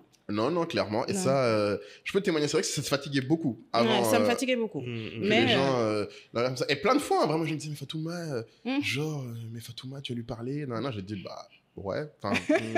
Ouais, tu fais genre alors que t'étais pareil au début. Moi, j'avais grave peur d'elle au début. Il n'y a pas de sujet. Peur d'elle, t'exagères. Mais moi, non, mais attention. Et ce qui est intéressant, c'est qu'il faut vraiment que les gens se rendent compte. Par contre, je veux vraiment que les gens aussi retiennent de ça que. Il ne faut pas se fier juste aux apparences des gens. Ah, mais c'est clair. Et même sur les sujets de confiance en soi, ce que tu décris, moi, ça me fait rire parce que de l'extérieur, moi, j'ai toujours eu cette image de toi comme étant quelqu'un de super forte en caractère. Ah, fouf. Mais vraiment, je le dis. Ouais. Mais c'est-à-dire que t'es... Je viens de loin. Oui, tu viens de loin. Mais ce que je veux dire, c'est loin. que même quand on était au lycée ou quand on était à la fac, parce que du coup, comme j'ai connu depuis très longtemps, moi, je t'ai dit, quand j'ai vu, par exemple, l'appartement, tu disais qu'Anna, vous avez décoré en bleu et orange. Pour te dire, je me souviens des couleurs. Parce que je me suis dit, mais enfin, comment tu décores avec du bleu et du orange? En fait, je sais pas si tu t'imagines, ça avait l'air normal. C'était genre cool. Oui, ça, c'est le truc qui est inné chez moi. Par contre, c'est que je sais associer les couleurs. Ça, je vous le donne. Oui, ça je sais. En fait, c'est-à-dire que... savoir quelle couleur va avec quelle couleur. Ça s'est surtout vu avec la marque de collier. Oui. C'est que l'association des couleurs, ça, j'avoue que ça, je maîtrise. Parce que oui, autre side business qu'elle a fait après, qui est devenu un gros business, c'était pas juste la peinture. C'est les colliers Tribia. Je sais pas si tu... Non, il a pas entendu parler de Tribia. Non, ça a secoué à Montréal. Les gens qui étaient à Montréal connaissent. Ah ouais. Bah ouais, ça a secoué à Montréal et en Afrique aussi, ça a beaucoup secoué, notamment grâce à Maureen. Oui, c'est vrai, parce que Maureen a porté. Voilà, parce qu'en fait, elle avait c'est le moment où elle a lancé. Enfin, elle était dans Nanawax en plein et vu qu'elle avait beaucoup de succès, elle est tombée amoureuse en fait de mes colliers et vraiment l'association de mes colliers avec ses tenues, ça donnait un truc. Mais magnifique, au point où quand elle faisait des ventes privées, en fait, les gens demandaient mais où est Tribia, parce que les gens pensaient même que c'était elle qui les faisait. Ouais. Donc, elle a commencé à en vendre un peu à un moment, tu m'avais même donné certains, non, à un moment. Qui ça, Maureen. Ouais, bon, longue histoire, mais oui, il y a eu des petites collaborations comme ça, vite fait, une fois de temps en temps. Mais voilà, en tout cas, ça a explosé à Montréal, ça c'est clair. Genre, parce que là, je me rappelle, on a fait une première vente. Et ben ça, c'est l'époque où je les faisais toute seule. J'avais fait 300 colliers pour une vente privée. Elle faisait des colliers elle-même à la main. Mais en 1 heure, non, on a fait la vente privée, on en a vendu quelques-uns. Le lendemain, à midi, il n'y avait plus rien. 300 colliers. Ah, j'étais choquée. Et après tu les vendais bien, hein, tu les vendais à des bons prix aussi. Ah oui, non, mais attends, t'as vu les heures que ça me prenait? Oui, parce qu'un collier mettait combien de temps à faire à l'époque? Mais pareil, je sais que le Powerful, pour celles qui s'en souviennent, c'est le bleu grand là. Ouais. Celui-là, c'était quasiment 8 heures de boulot. 8 à 9 heures de boulot pour un collier. Et malheureusement, à l'époque, même les fils que j'utilisais, ils ne convenaient même pas parce que voilà, ça s'effilochait, c'était machin, mais c'était le début. Ouais. Ça s'est très, très bien vendu. Et après ça, j'ai voulu améliorer le truc en allant acheter des matériaux qui étaient un peu plus résistants et tout. Et quand tu es rentrée, je crois que c'est ça que tu voulais faire au début. À la base, c'est ça. Je suis rentrée pour ça, en fait. À la base, et je ne suis même pas rentrée. À la base, je voulais juste... Parce qu'en fait, j'avais besoin de main-d'œuvre pour m'aider à les réaliser. Donc, je me suis dit... Tu étais au Canada à l'époque. Hein. Voilà. J'ai cherché des gens au Canada, 2-3 personnes au Canada. Je dis, OK, ça ne fait pas de sens. Va à Bamako, il y a forcément des femmes qui sont dans le besoin qui pourront t'aider à les réaliser. Donc, mon objectif, c'était d'aller à Bamako, juste de faire mon atelier et revenir pour terminer mon diplôme que j'avais commencé. Ah, parce qu'elle n'avait pas fini son diplôme, ça va à l'époque. Très bon point. J'espère que maman ne verra pas ce podcast.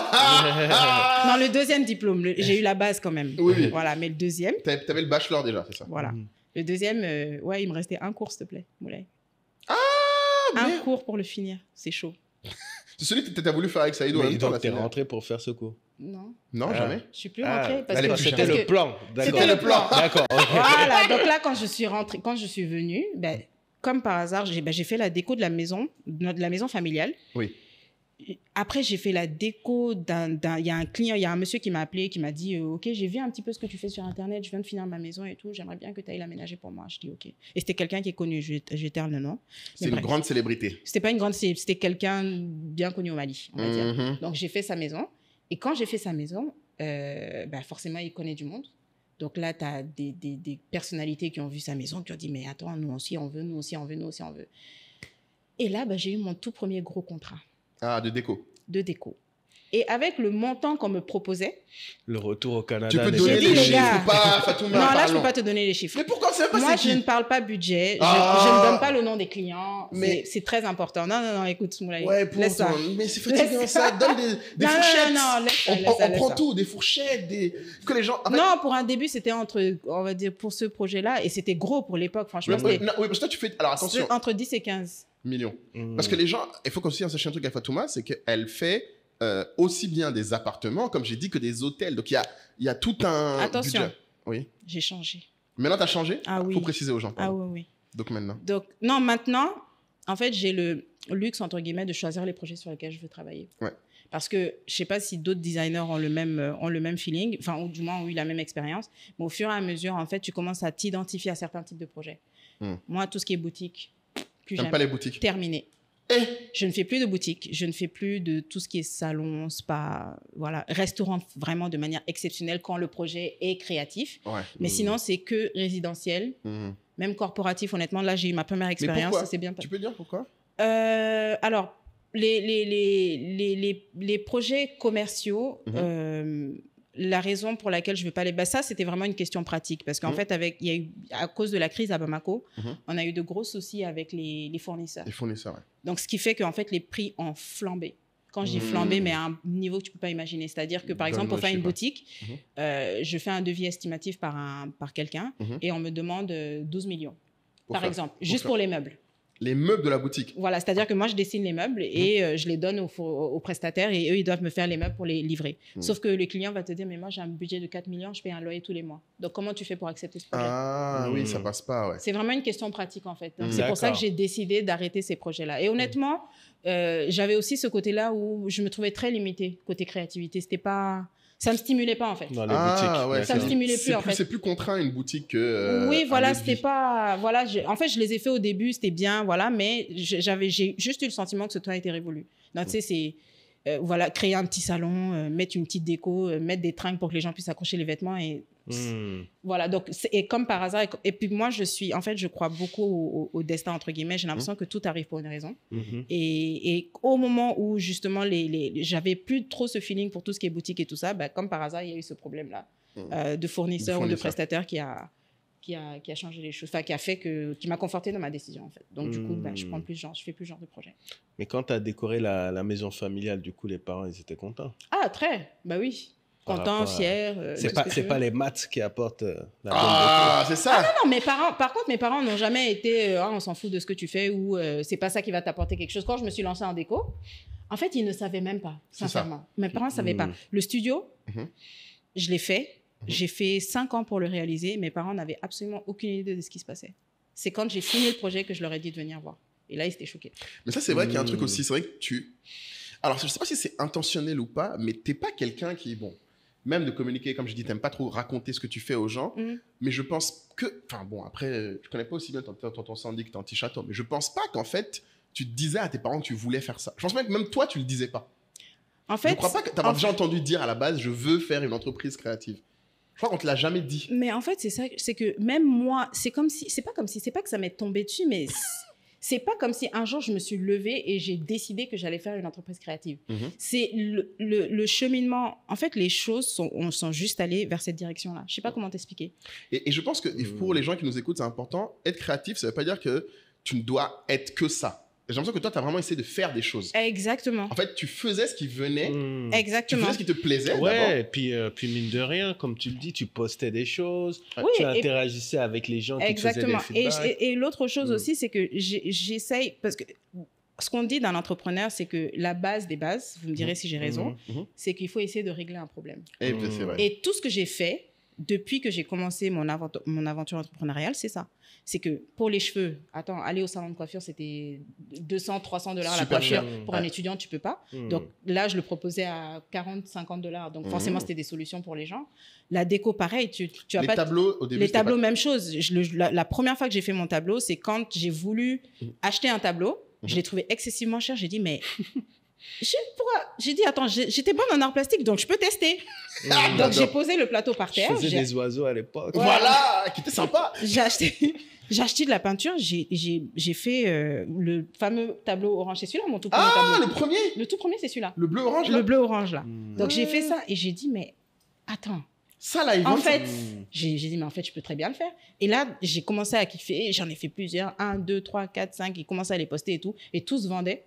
Là, aujourd'hui, j'ai plus de tableaux. Tous les tableaux que j'ai pu réaliser, tout a été vendu. Ouais, en plus, tu avais commencé à faire des trucs sympas. D'ailleurs, tu m'as promis un tableau, on n'oublie pas, tu m'as pas feinté. Quand tu iras au studio, Non, rentre pas dans ça, mec. Elle m'avait dit quand j'emménage, enfin, tout moi, tu m'avais dit quand tu emménages, tu faisais. Quand tu iras au studio. Elle fait des tableaux avec des miroirs maintenant, sur des miroirs. C'est pas moi qui fais des tableaux sur des miroirs. Tu m'as dit que tu faisais ça? Non, c'est Eolia qui fait ça. Qui ça? Eolia.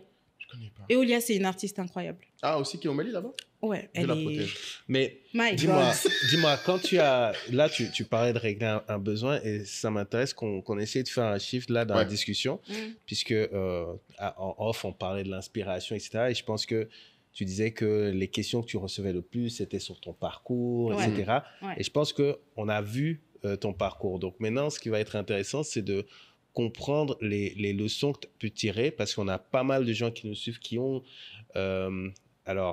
l'esprit créatif. Ouais. Le talent manuel. Voilà, talent manuel, voilà. Ouais. Mais pour le transformer en business, c'est extrêmement compliqué. Ça a été la partie la plus compliquée. Et donc, ce serait intéressant de savoir un peu quels sont les différents challenges. Qu'est-ce que tu as appris? Qu'est-ce qui fait qu'aujourd'hui, tu peux fièrement dire « je suis entrepreneur ». Qu'est-ce que tu... Alors, on va parler du business de déco parce que c'est vraiment, je pense, la partie où on fait du cash. Concrètement, oui, voilà, il y a un certain niveau. Alors, en fait, pour la déco intérieure, moi, ce qui s'est passé, c'est que je n'ai pas cherché un modèle de ce qui existait déjà sur la manière de facturer ou sur la manière de faire les choses. Je n'ai pas cherché, pas du tout. C'est juste que j'ai regardé à combien les designers sont rémunérés d'une manière générale. Et par rapport à ça, dans mes débuts, ce que j'ai fait, encore une fois, dans une envie de permettre aux gens de faire des choses abordables, d'avoir des choses abordables, je travaillais avec absolument tous les budgets. Oui. Donc, je disais, tu me donnes ton budget et basé sur ton budget, je vais te proposer ce que je peux te proposer. C'est comme ça que je fonctionnais au début, quand j'étais au Canada. Parce que les gens avaient des petits appartements, que c'était pas... Voilà. En plus, c'était Ikea ton coin. Voilà, c'était Ikea mon coin. C'est pas l'époque où on achetait des meubles de luxe ni quoi que ce soit. Donc, c'était un peu ça. Donc, c'est comme ça que j'ai commencé. D'accord. Et quand je suis rentrée à Bamako, là, c'est un tout autre schéma parce que là, tu tapes dans vraiment les gens qui ont les... C'était pas les mêmes clients. Les gros sous, on va dire. Voilà, c'était pas les mêmes clients. Donc, il a fallu structurer la chose. Et quand je dis structurer la chose, c'est que j'ai pris la base que j'avais à Montréal et j'ai fait... j'ai juste reproduit un schéma simple où j'ai expliqué aux clients que par rapport au budget qu'ils m'avaient donné, moi, je prends un certain pourcentage et tout le reste est alloué aux meubles ou à l'aménagement ou à l'ameublement ou à tout ce que tu veux. En fait, moi, je suis quelqu'un qui simplifie les choses. J'ai jamais été bonne en maths et je l'assume jusqu'à aujourd'hui. Je suis pas quelqu'un, voilà, c'est pas mon truc. Donc, à partir de ce moment-là, si je sais que je suis pas bonne dans un domaine, je vais simplifier les choses pour que ce soit plus facile pour moi, si tu veux, que ce soit pour moi ou même pour les personnes avec lesquelles je travaille. Donc, du coup, j'ai une grille tarifaire ou du moins un barème que je suis par rapport aux différents paliers de budget. Donc, pourcentage pour l'entreprise et le reste pour l'aménagement. Pourcentage pour l'entreprise, le reste pour l'aménagement. Tout simplement. Et c'est pas... je ne sais pas si c'est un modèle... Peut-être que c'est un modèle qui existe ou qu'il y a des façons de faire. Mais cette façon de faire-là, en fait, en tout cas, fonctionne pour moi et elle est simple. Donc, moi, ce que je dirais aux gens, simplifiez-vous la vie, en fait. Et le pourcentage en question, il est de combien? Alors, au début, c'était 10%. Ou entre combien? Au début, c'était... Oui, c'est ça. Ça dépend, en fait, on va dire, taille. De la taille du projet. Voilà, par exemple, quand je viens à l'étranger, le pourcentage n'est pas le même que quand je travaille sur Bamako. Voilà, sur Bamako, c'est 15% du budget.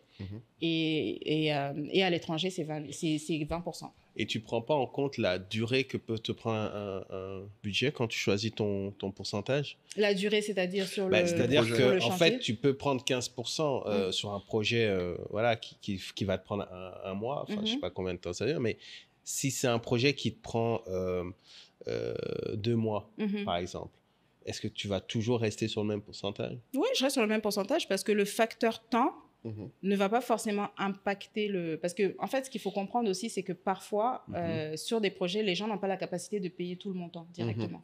Donc, pareil, je me suis adaptée à ça. Donc, quand quand les gens me font des paiements de manière échelonnée, surtout quand il est question d'aménager toute une résidence avec 5 chambres, 6 chambres, le client ne peut pas te faire le gros paiement tout de suite. Donc, ce qui fait que je suis obligée d'échelonner. Le pourcentage reste le même parce qu'au final, la charge de travail n'est pas plus grande vu que je fais plusieurs projets en même temps. Je ne sais pas si tu comprends un peu. Ah oui, vu que tu fais plusieurs. Voilà, c'est pas comme si je reste sur un projet. Ah, oui, jamais. oui, c'est vrai.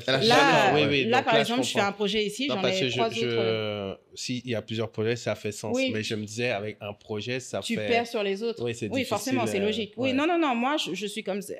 Dans le mois, je peux te faire 4-5 projets différents. Mais c'est important que j'en sache qu'ils doivent du coup avoir cette capacité à avoir plusieurs projets quand tu es sur un modèle de facturation comme ça. Ah, c'est clair. C'est évident. Et je pense que c'est lié aussi, c'est parce que c'est comme ça qu'elle a choisi ce modèle-là. Ouais. Parce qu'en fait, son temps n'est pas son unité de travail. Exactement. En vrai, Fatouma, elle peut... À part, attention pour les consultations. Ah oui. Parce que ça, par contre, c'est comme si, on va dire que je les facture un peu à l'heure.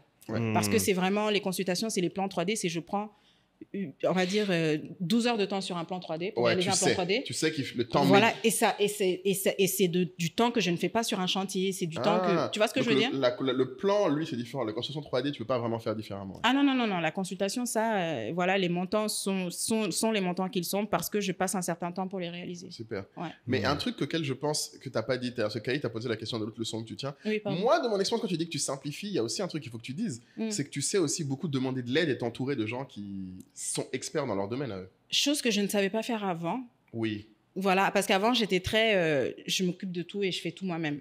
Voilà, en tout cas, dans le maximum de mes capacités, j'essaie de tout faire. Sauf que ça, sur la durée, tu peux pas. Ça marche pas. Et plus ton entreprise grandit, plus forcément, il faut que tu t'entoures des bonnes personnes. Donc là, clairement, au jour d'aujourd'hui, j'ai la chance d'avoir des collaborateurs incroyables. J'ai un assistant. Mon assistant, c'est... Il est incroyable. Ah ouais. Tu l'as trouvé comment? T'as mis longtemps à le trouver? Mon petit frère, Baba. Oh, bah tiens, c'est Baba ton assistant. En fait, il était dans un resto où le gars bossait. Il l'a vu, il a dit non, toi, tu serais l'assistant parfait pour ma sœur. Et depuis ça fait 4 ans qu'on est ensemble. Et là, c'est pour ça que je peux me permettre d'être tranquille ici pendant que lui est en train de gérer les projets et ça se passe super bien. Et voilà, c'est pareil pour le gérant de mon studio aussi. Il est super. Et alors, restons sur l'entourage parce que ça a l'air d'être des piliers. Ah oui, c'est clair. Ouais. Après, tu parles pas de ton shadow associé. C'est pas cool quand même. Qui ça? Je suis sûr qu'il veut parler de ton Tu as pris son nom, mais il a quand même... Il était quand même un peu utile. On n'est pas venu sur son sujet. Attends. Non. Ça, c'est tout autre chose. Ça, c'est plus intime. Là, tu me parles de manière professionnelle et carrée. Même professionnellement, des fois, tu l'utilises. Oui, je l'utilise, oui, bien sûr. Mais en fait, le soutien...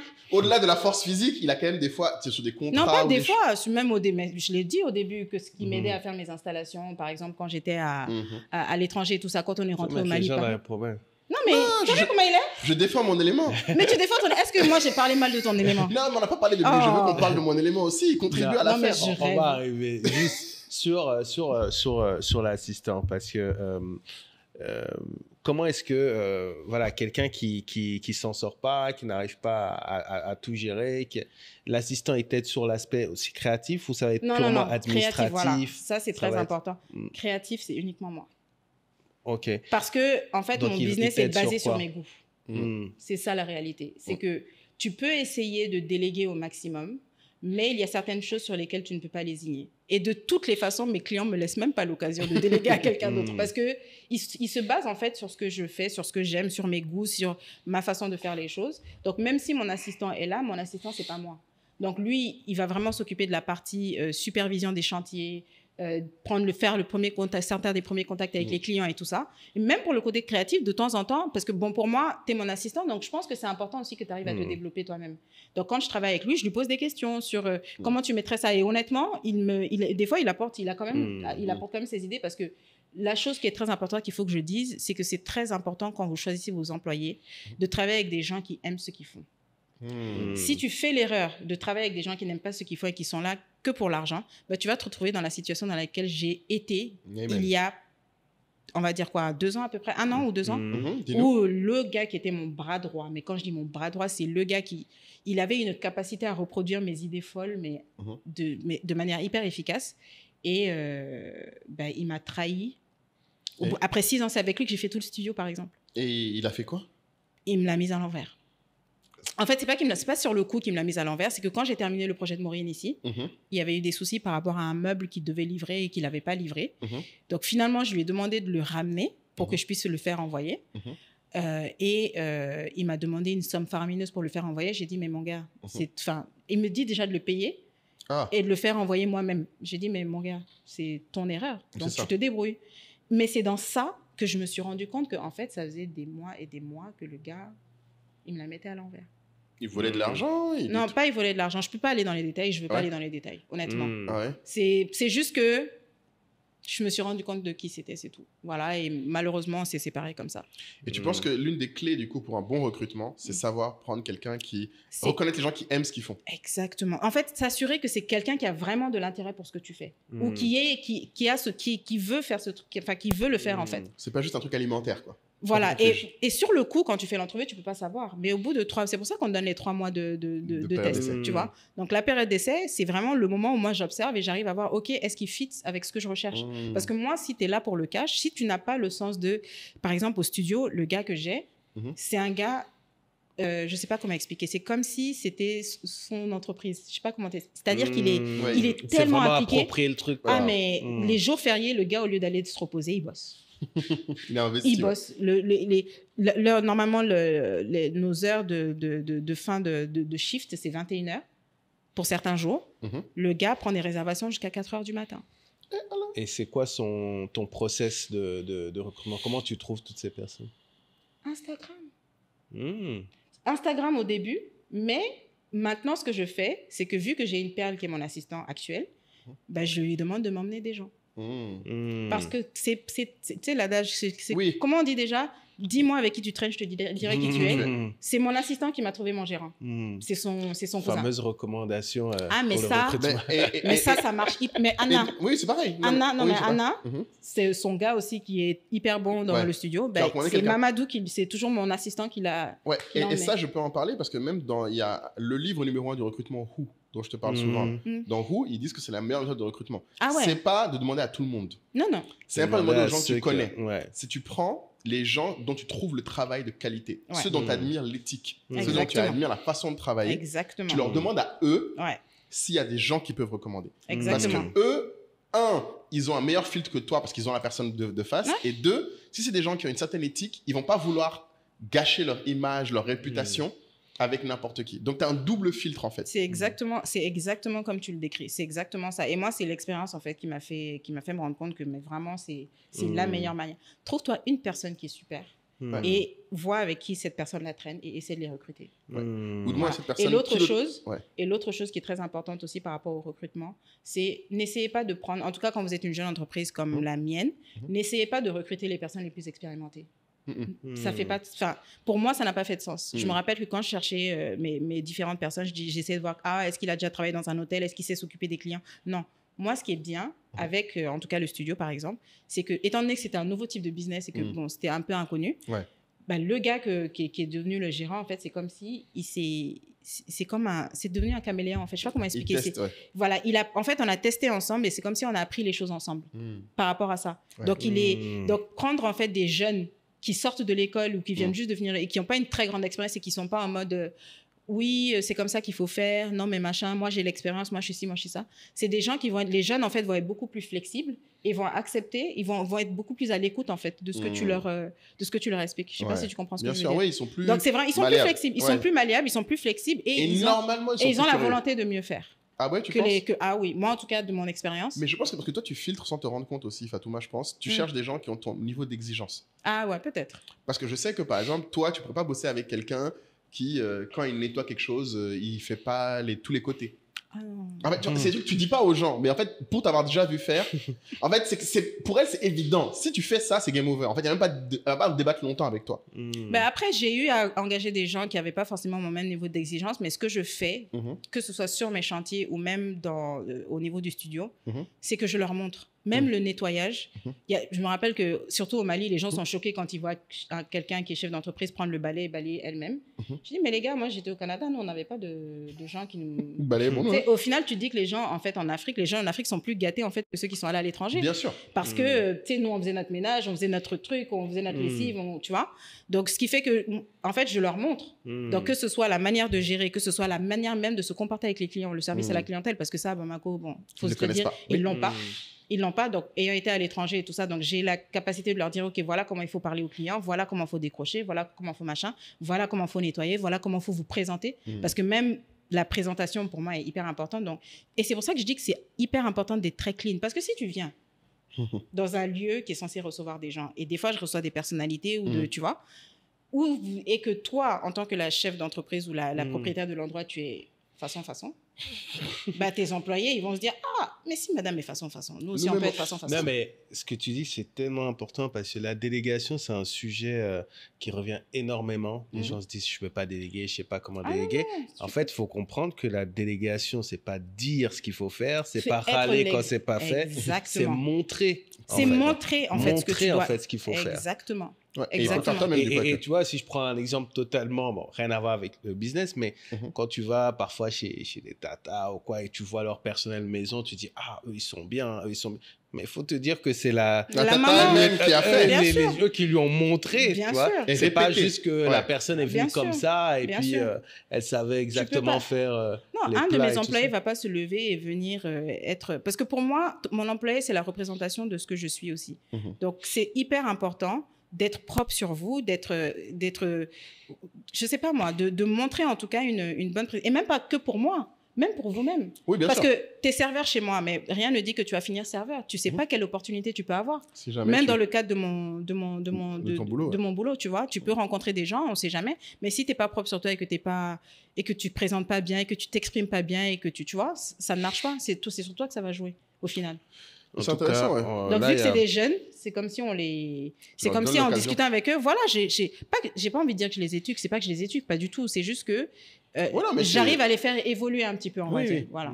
Tu leur apprends en des tout cas, choses. c'est ce que je fais. Parce que quand je les vois d'une certaine manière, avoir certains comportements, et j'ai dit, en fait, vous pensez que je vous dis ça pour vous embêter, mais vous allez voir que vous allez avoir un avantage à tout ce que je suis en train de vous dire. Et j'ai mon ancienne serveuse qui m'a fait un message hyper émouvant la dernière fois. Ah. Voilà, où elle me disait que en fait je me rends pas compte de ce que je lui ai apporté, et j'ai dit en fait je me rendais même pas compte que je le faisais, et c'est là, comme je dis, quand je te disais que maintenant je mets des intentions dans tout ce que je fais, parce qu'avant je faisais les choses au feeling, maintenant je fais les choses intentionnellement. Quand j'ai lu en fait ce qu'elle m'a dit, j'ai dit ok, je le faisais comme ça au hasard, mais maintenant je sais que je vais le faire en fait avec plus d'intention, exactement. Voilà. Ça change tout, effectivement. Ça change tout. Faire les choses intentionnellement, c'est autre chose. Du coup, pas mal de tips sur l'entourage. Bon, maintenant, tu voulais aller sur un autre type d'entourage. Non, c'est pas qu'un autre type d'entourage, mais ce que je veux dire, c'est qu'il y a aussi ce côté aussi, savoir s'entourer de gens, parce que tu as quand même eu le problème aussi, il faut le dire, dans ton domaine, il y a beaucoup de gens qui, pas copié ou inspiré, ou... Ah ouais, en fait, tu vois... Et Tribia a été quand même le meilleur exemple, parce que je ne peux pas t'avoir sur un canapé. Tribia, c'était dur. Hein. Franchement, parce que il faut que tu le saches. C'est le plagiat? Oui. Ah, très bien. Parce que c'est une partie de l'exercice créatif, et elle, c'est une des personnes qui est la plus sensible à ça. Jusqu'à maintenant, elle m'envoie encore des messages de colère quand elle voit des... On a fait un épisode sur ça, là.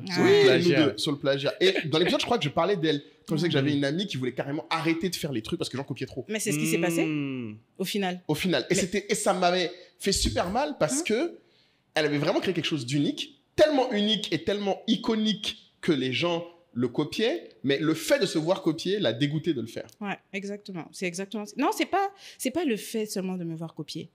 C'est en fait, Tribia, c'était pas une passion. Oui, c'était vraiment alimentaire. Tu m'avais dit c'était vraiment honnêtement, pour que ça marche. Je l'ai fait, ça marchait bien, tant mieux, on va dessus. Mais Tribia, c'était pas une passion. Et pour moi, la seule chose qui peut te permettre, ou du moins qui peut te pousser à endurer certaines épreuves, c'est que tu sois passionné. Moi, la déco, je vis des choses pas possibles, mais parce que je suis passionnée par ça, j'arrive à tenir et je continue. Tribia, j'étais arrivée à un niveau où tu as des gens qui achètent des copies de mes créations, qui m'envoient des messages pour se plaindre des copies qu'ils ont achetées. En disant qu'elles tiennent pas. En disant que votre collier est abîmé, votre collier est machin. Et c'est vrai, j'ai eu des produits qui sont défectueux, ça, je l'accepte, il n'y a pas de problème. Mais quand ça s'est arrivé, j'ai dit, OK, non. Non, là, c'était trop. J'ai dit, non, En fait, là, elle avait Mais ils ont tellement- ailleurs. Ça où? Ailleurs. Chez d'autres gens qui copiaient Mais à Trivia, Bamako. c'était du n'importe quoi. Ouais. Ah, mais cette personne se revendiquait. Oui, être, bien sûr, Trivia. ouais. Mais moi, je t'ai dit qu'il y a une fille qui est même venue me provoquer jusqu'à Bamako, une Sénégalaise. Ah bon? Elle est venue à Bamako, elle a fait une vente privée. Maman, elle allait faire un scandale là-bas. Sérieux, Elle pourquoi? dit, vous n'avez pas honte. Ben, elle a dit, vous n'avez pas honte. Vous J'adore venez ta mère. les copier, je te jure. Elle a fait un scandale. Je dis, maman, toi aussi. Et en fait, parce que j'étais allée au point où je voulais, je voulais l'attaquer, appeler des avocats et tout et tout. Et après, je me suis dit, mais tu vas mettre toute cette énergie, l'argent que tu vas perdre, l'énergie que tu vas perdre, les copies ne vont pas s'arrêter parce que si c'est pas elle, ce sera elle demain. Et en fait, ça me bouffait mon énergie. Ouais. Ça me fatiguait, c'était de la pression. Je suis pas assez passionné pour ça. Voilà, j'ai dit vraiment, c'est bien beau. Franchement, C'est c'était une de nos joli. meilleures vendeuses sur Africa. Non, hein. non, C'était c'est tout vrai, triste. ça marche. Quand elle est partie, vraiment, mon cœur était brisé. Non. Et notre compte en banque aussi. Donc, et à l'occasion, c'est ça, il n'y a pas très longtemps, il y a des gens qui me disaient, oui, j'ai dit, madame, je suis désolée, hein, mais Trivia, c'est fini. Si quelqu'un me demande pour une occasion spéciale de lui faire un collier, je lui ferai sans problème. Ah. Mais il n'y Voilà, avait pas moyen de faire, je sais pas moi, une vente une fois par an. Non, mais ça demande des... Ça m'intéressait plus, en Ça fait. t'intéressait plus. Honnêtement. Et puis après, elle avait trouvé une autre passion beaucoup plus grande hein, dans la déco.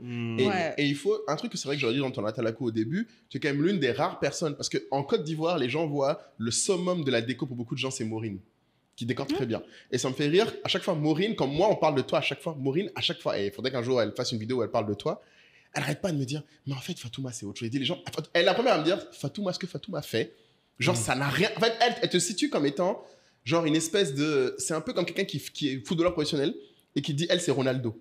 Ou qui est Messi. Non, En mais fait, c'est pour ça que Maureen, quand Maureen m'a appelé pour son projet, j'ai dit, Oui. mais Maureen, pourquoi tu m'appelles en fait, Les deux, c'est ça. c'était la villa Assini Bali, c'est ça. hein. Voilà, c'est parce Bali que, qui est décoré. voilà, là, exactement, celle boisée et en blanc. J'ai dit, mais Maureen, je comprends pas pourquoi tu m'appelles, en fait. Je n'arrive pas à capter. Et voilà, et même après, bon, sur le coup, elle m'a dit que, en fait, elle me trouve très talentueuse. Et Maureen, c'est pas, j'ai pas envie de dire, c'est pas quelqu'un qui complimente pas forcément. Oui, mais elle n'est pas hyper Voilà, mais expansive. c'est pas quelqu'un qui est très expressif. Donc, franchement, mais c'était un choc quand Maureen m'a appelé. Et c'était un défi aussi. Oui. J'ai dit, Joe, quand même. Hein, Ah, c'est pas petit, c'est quand même du level. Là, et puis voilà, Maureen, c'est Maureen. On sait, elle a un franc-parler, elle est trucs. Donc, et en fait, ce que j'ai trouvé mignon, entre guillemets, c'est le fait qu'elle m'a remercié d'avoir accepté le défi. Hey les amis, je vous prends quelques secondes pour vous remercier. Vous êtes de plus en plus nombreux à suivre, à écouter, à regarder ce podcast et ça nous donne une force énorme. C'est important pour moi aussi de rappeler la vision derrière ce podcast. On souhaite, avec ce podcast, tout simplement que chaque personne puisse atteindre son épanouissement personnel, puisse être le plus heureux possible. Et ça passe, nous pensons, par le développement d'une culture business. Parce que vous soyez cadre dirigeant, entrepreneur, employé, étudiant, au chômage, vous avez besoin de développer votre culture business pour passer un palier dans votre chemin de vie. Et ce qu'on propose, c'est d'aller encore plus loin. Aller plus loin que regarder le podcast. Pour ceux qui veulent aller plus loin, nous avons mis en place la communauté Telegram. La communauté Telegram, c'est aujourd'hui maintenant 400 membres. 400 membres issus de 26 pays différents, d'Allemagne, d'Italie, de France, du Congo, du Mali, des Africains du monde entier qui sont réunis dans cette tribu, comme on l'appelle, la tribe, et qui, au quotidien, échangent, se donnent des feedbacks sur différents projets. Donc, quand on vous dit qu'avec cette communauté, vous avez accès à Kaï et Moulay pour échanger sur quelques questions, c'est vrai, mais la vraie valeur ajoutée, vous la tirez de cette communauté qui, en plus d'échanger chaque jour sur le Telegram, vous donne rendez-vous chaque mercredi dans des masterminds privés où on va parler crypto, on va parler de préparation de l'épargne, on va parler de publicité online, on va parler de trésorerie d'entreprise. Autant de sujets techniques portés par des membres de la communauté experts dans leur domaine. Vous ne voudrez vraiment pas manquer ces rendez-vous. J'insiste, on a vraiment envie d'accueillir encore plus d'esprits brillants, amoureux de l'Afrique dans cette communauté. Rejoignez-nous, le prix 150 € à l'année, 100 000 francs CFA à l'année, je dis bien à l'année, et surtout quelque chose qu'on ne vous a jamais dit et que je dis haut et fort ici, si au bout d'un mois, vous n'êtes pas satisfait, on vous rembourse. Rejoignez la Tribe, la meilleure communauté pour les gens qui veulent développer leur culture du business en Afrique et dans le reste du monde. Ah, sérieux? Ouais. Ça, je pense qu'elle ne le sait pas, mais c'est le petit truc qui m'a vraiment touchée dans le travail avec elle. Ouais. Et vraiment, je ne vais pas mentir, Maureen est extrêmement exigeante. Elle ne le cache pas. Oui, c'est vrai. Elle est extrêmement... Donc, il y avait des choses... Même moi, j'avais du mal pendant le projet. Il y avait des trucs que je ne comprenais pas. J'avais un peu de mal. Même à la fin du projet, il y a eu des petits trucs qui sont abîmés. Bon, moi, je suis le genre de personne, quel que soit le client, même si c'est 2 ans après, si jamais il y a un petit souci avec quelque chose que j'ai installé chez toi, je vais trouver le moyen où je vais me battre, en tout cas, pour réparer la chose. C'est hyper important. Et ça, c'est un lien avec le service à la clientèle parce qu'il y a beaucoup de gens, j'ai fini le projet, je m'en vais. Ça ne marche pas, ça. En fait, pour moi, quand je fais de la déco, c'est comme si j'ai laissé mon empreinte chez toi. Ouais. OK? Et comme je dis, c'est pas juste quelque chose de... Comment dire, de platonique où tu viens juste faire des installations et tu passes à autre chose. Pour moi, c'est tout un feeling, en fait. Donc, si quand tu arrives chez toi, tu es assis et que tu vois, la table qu'elle m'a donnée, elle est cassée, ça change même ton expérience par rapport à quand tu es chez toi ou quand tu reçois. Mais Maureen, ta table, elle est cassée. C'est High Design qui a fait. C'est High Design qui a fait la table, elle n'a pas duré, tu vois. Tu n'as pas envie de ça. Donc, moi, quand j'entends ça, et puis bon, il faut accepter aussi. Non, mais c'est vrai que même chez moi, tu l'as fait ça, ouais. Il faut accepter aussi, c'est que je fais des choses localement avec des ouvriers maliens. Oui. Donc, il faut le dire. On n'a pas certaines machines pour faire certaines choses. Voilà, il y a des lacunes, il y a des petits trucs, c'est sûr et certain. Donc, il y a forcément des petites choses qui vont poser problème, mais c'est pas ça qui va m'empêcher d'accepter un projet. Et c'est pas parce que moi, je suis quelqu'un qui, comme j'ai dit, j'ose. Ouais. Je vais relever le défi. Maureen va m'appeler pour faire son projet. Oui, tu vas aller. J'ai pas peur, je vais aller. Ce qu'il y a derrière, ça va venir, mais j'ai confiance en ce que je fais. J'ai peut-être pas confiance en moi, mais j'ai confiance en ce que je fais par contre. C'est ça la grande différence. C'est ça qui fait que tu oses en fait. Voilà, j'ose. Parce que je sais que j'ai une capacité à te fournir quelque chose et à te donner un plus par rapport à... Voilà la réponse que j'attendais. C'est ça que je cherchais depuis. Tu vois donc, heureusement qu'elle n'a pas vu nos décos des anciens... Ouh, ça n'allait pas. J'aurais pas osé l'amener ici. Elle aurait été là. Avec le pagne. On avait un vieux pagne qu'on avait accroché là derrière sur un tableau qui traînait. Non, on a fait ce qu'on a pu avec les moyens du bord. Non, donc c'est ça. Donc c'est ça. Pour revenir sur le service à la clientèle, c'est... Mais ça, c'est marrant parce qu'effectivement, tu vas avoir pas mal d'entrepreneurs créatifs qui vont se dire que le service, bon, je me focuserai là-dessus quand je serai plus gros. Non, tu vois. Non, c'est dès le début. Non. Moi, même quand je faisais les tout petits projets, les machins... c'est ce qui fait qu'on te recommande. Et tu vas avoir des clients difficiles. Ça, c'est une réalité. Comment tu gères les clients difficiles? C'est une question. Comment tu gères les clients difficiles? Tu attrapes ton cœur. Non, il n'y a pas d'autre solution en fait. Parce que moi, déjà, c'est une question de respect. Si tu m'as fait l'honneur, et je le dis comme ça, si tu m'as fait l'honneur de vouloir un de mes produits ou de vouloir un de mes services, je me dois de te respecter. Donc moi, les histoires de... Après, oui, il y a des gens qui exagèrent. Parfois, l'inverse n'est pas... C'est ça, c'est vrai. Mais je pense que ça, c'est mon éducation. C'est que je suis quelqu'un, ma mère, elle est très politesse, machin, les gens qui sont plus âgés, les machins, même quand quelqu'un te fait du mal, il faut garder et tout, machin, Dieu va régler ce qu'il doit régler après. Donc, j'ai un peu cette éducation-là qui fait que je ne suis pas quelqu'un qui suis dans la confrontation. Je l'évite au maximum, tu vois. Donc, j'attrape mon cœur, mais jusqu'à une certaine limite. Quand ça dépasse, quand il y a du manque de respect, de la calomnie, du mensonge, de la mauvaise foi, là, j'ai un franc-parler, tu le sais, moi. Oui, bah ça. Voilà. Et je vais te dire ce que j'ai à te dire. C'est tout. Maintenant, ça va finir comme ça doit finir. Moi, j'ai pas peur, en fait. Et puis en plus, il faut te dire, c'est que toi, quand tu as des choses à dire aux gens, aussi, tu fais l'effort de ne pas le faire dans le moment.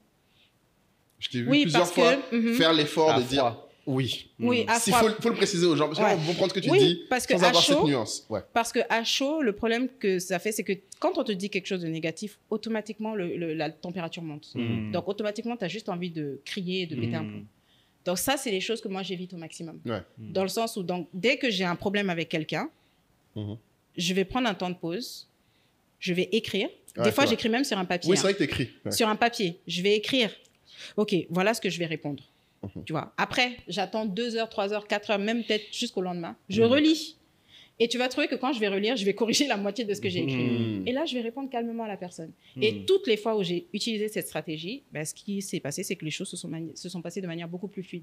Alors que je sais que si je l'avais dit à chaud directement. Et ça, c'est très important, vraiment dans le business et même en dehors, que les gens se rendent compte que le simple fait des délais, alors toi, tu vas vraiment au niveau supérieur. Quand tu écris, en plus, c'est l'idéal parce que tu poses, donc tu as déjà un premier vidage émotionnel. C'est important, oui. En fait, c'est exactement ça. Tu as un premier vidage émotionnel. Tu as besoin de... Voilà, tu as besoin d'exécuter d'abord. Voilà. Parce qu'on est humain au final. On va pas se mentir. Il faut que ça sorte d'abord. Il y a des choses qui énervent, il y a des choses que... Bon, l'autre personne chez qui je me vide, c'est Saïdou. C'est que lui, franchir le pauvre. Parce qu'à chaque fois que je suis énervée par rapport à une situation, mais je lui dis, je parlais, lui, il est là. Mais par contre, ça. Oui, mais tu vides. Voilà. Mais après, Saïdou, c'est aussi un personnage. C'est pour ça aussi que. Oui, en fait, c'est la personne la plus. Si tu as besoin d'être écouté, c'est la personne la plus adaptée. C'est la personne la plus adaptée qu'il te faut, en fait. Tu sais, en fait. Il a une oreille incroyable. C'est-à-dire qu'il écoute. Laisse-la faire. Elle est en train de parler. On parle de son pote, non. Voilà. Il a besoin de s'exprimer. Non, j'allais dire, quand tu penses que tu es la Suisse, tu n'as pas encore vu Saïdou. Lui, j'ai jamais vu quelqu'un qui est aussi capable de... Je sais pas comment dire ça. Je sais pas si c'est de la diplomatie ou du foutage de gueule ou de la manipulation. C'est les trois mélangés. En fait, c'est les trois. En fait, je sais pas comment expliquer. Attends, mais là, vous passez de compliments à... Non, en fait, c'est pas ça. Mal perdu. Comment manipulation? En fait, c'est pas ça. En fait, c'est la distance qu'il est capable de mettre entre ce que tu dis, ce qu'il ressent et ce qu'il fait. C'est... En fait, des fois, je le regarde, je dis, mais est-ce que tu as vraiment des choses qui se passent dedans? Je comprends totalement. En fait, c'est-à-dire que des fois... T'as l'impression qu'il a pas de cœur. Oui, alors qu'en fait, c'est un...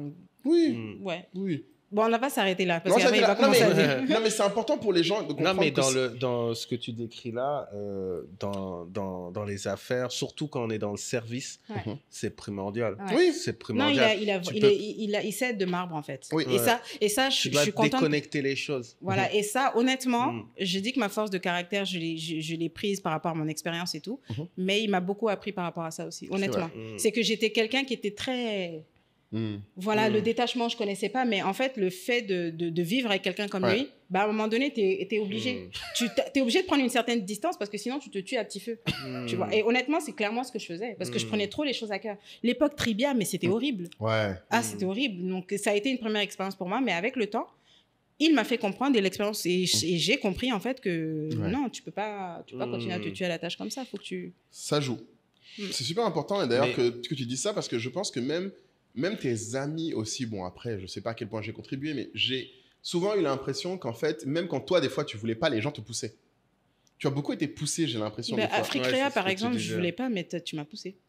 Oui, bon, ça, j'étais obligé. Ah, donc t'es en train de me dire que c'était que pour... Mais non, parce ça, que... ça, c'était pour toi. Tu sais ce qu'il faisait? J'ai vu ton petit sourire, là. Non, mais tu sais ce qu'il faisait? Attends, je t'explique. Non, mais je t'explique ce qu'il faisait. Non, mais franchement, c'est à dire quand même. Moulay m'appelle. Bonjour. De la part de Africrea. Donc, il m'appelait comme un représentant de l'Africrea. Je suis le CEO d'Africrea. Quand je l'appelle, je lui dis c'est le CEO d'Africrea. CEO d'Africrea. Donc, quand on termine l'appel, il raccroche et il m'appelle « Salut, c'est Moulay ». Oui, ton ami. Donc, il faisait regardes trop de séries. Non, mais... mais le pire, c'est que ça marchait super bien.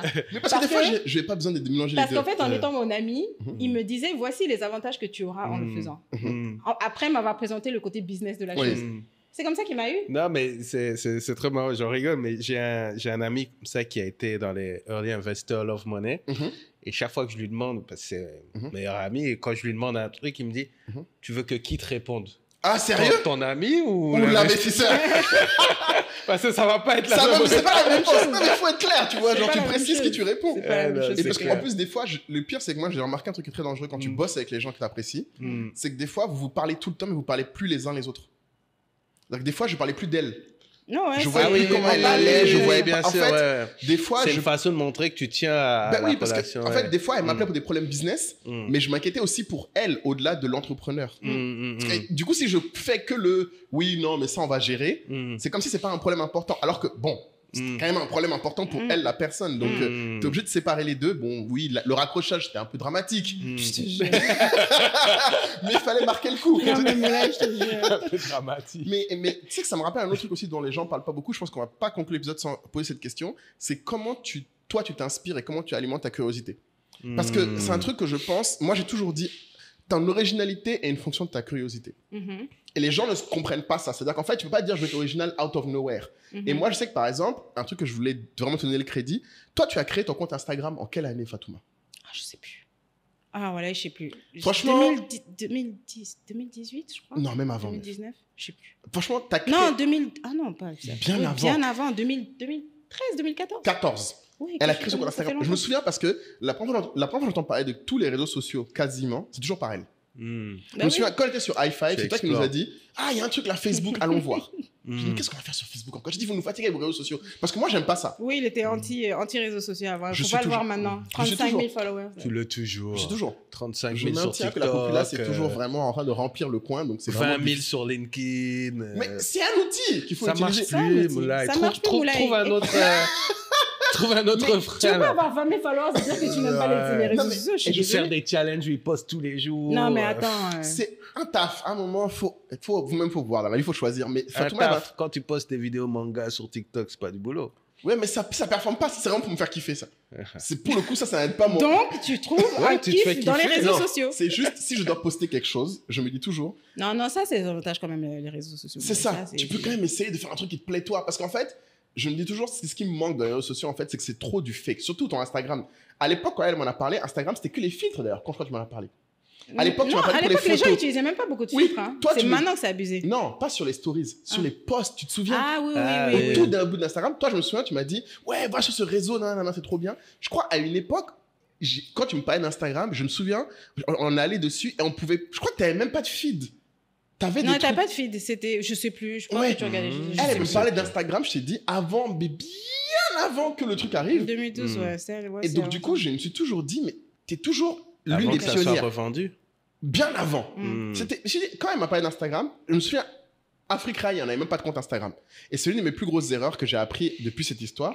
C'est quand moi me dit maintenant, genre, je suis sur tel réseau. Quand je vais sur TikTok, c'est une des raisons qui m'a dit, ouais, il faut aller sur TikTok. Mm. Si elle est là-bas, c'est non, que ça se passe. TikTok, c'est autre chose. Voilà. Non, En TikTok, termes de c'est reach, une révolution, ce truc-là. Voilà. C'est que... Non, honnêtement, parce que moi, au début, voilà, comme je dis, je le voyais vraiment comme un réseau très... Danse. Ouais, voilà, les gars sont là pour danser et tout ça. Et je me suis dit, et puis j'ai déjà Instagram.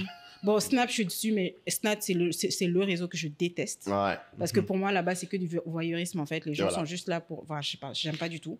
Mais c'est impressionnant comment ils ont résisté à. Ah, ils ont survécu, hein. Ouais, mais ouais, Snap, en tout cas, j'accroche pas. Facebook, bon, ça commence à être dépassé. Donc, pour moi, Instagram, c'était là-bas. J'ai dit, franchement, je vois pas, en fait, ce qui va me...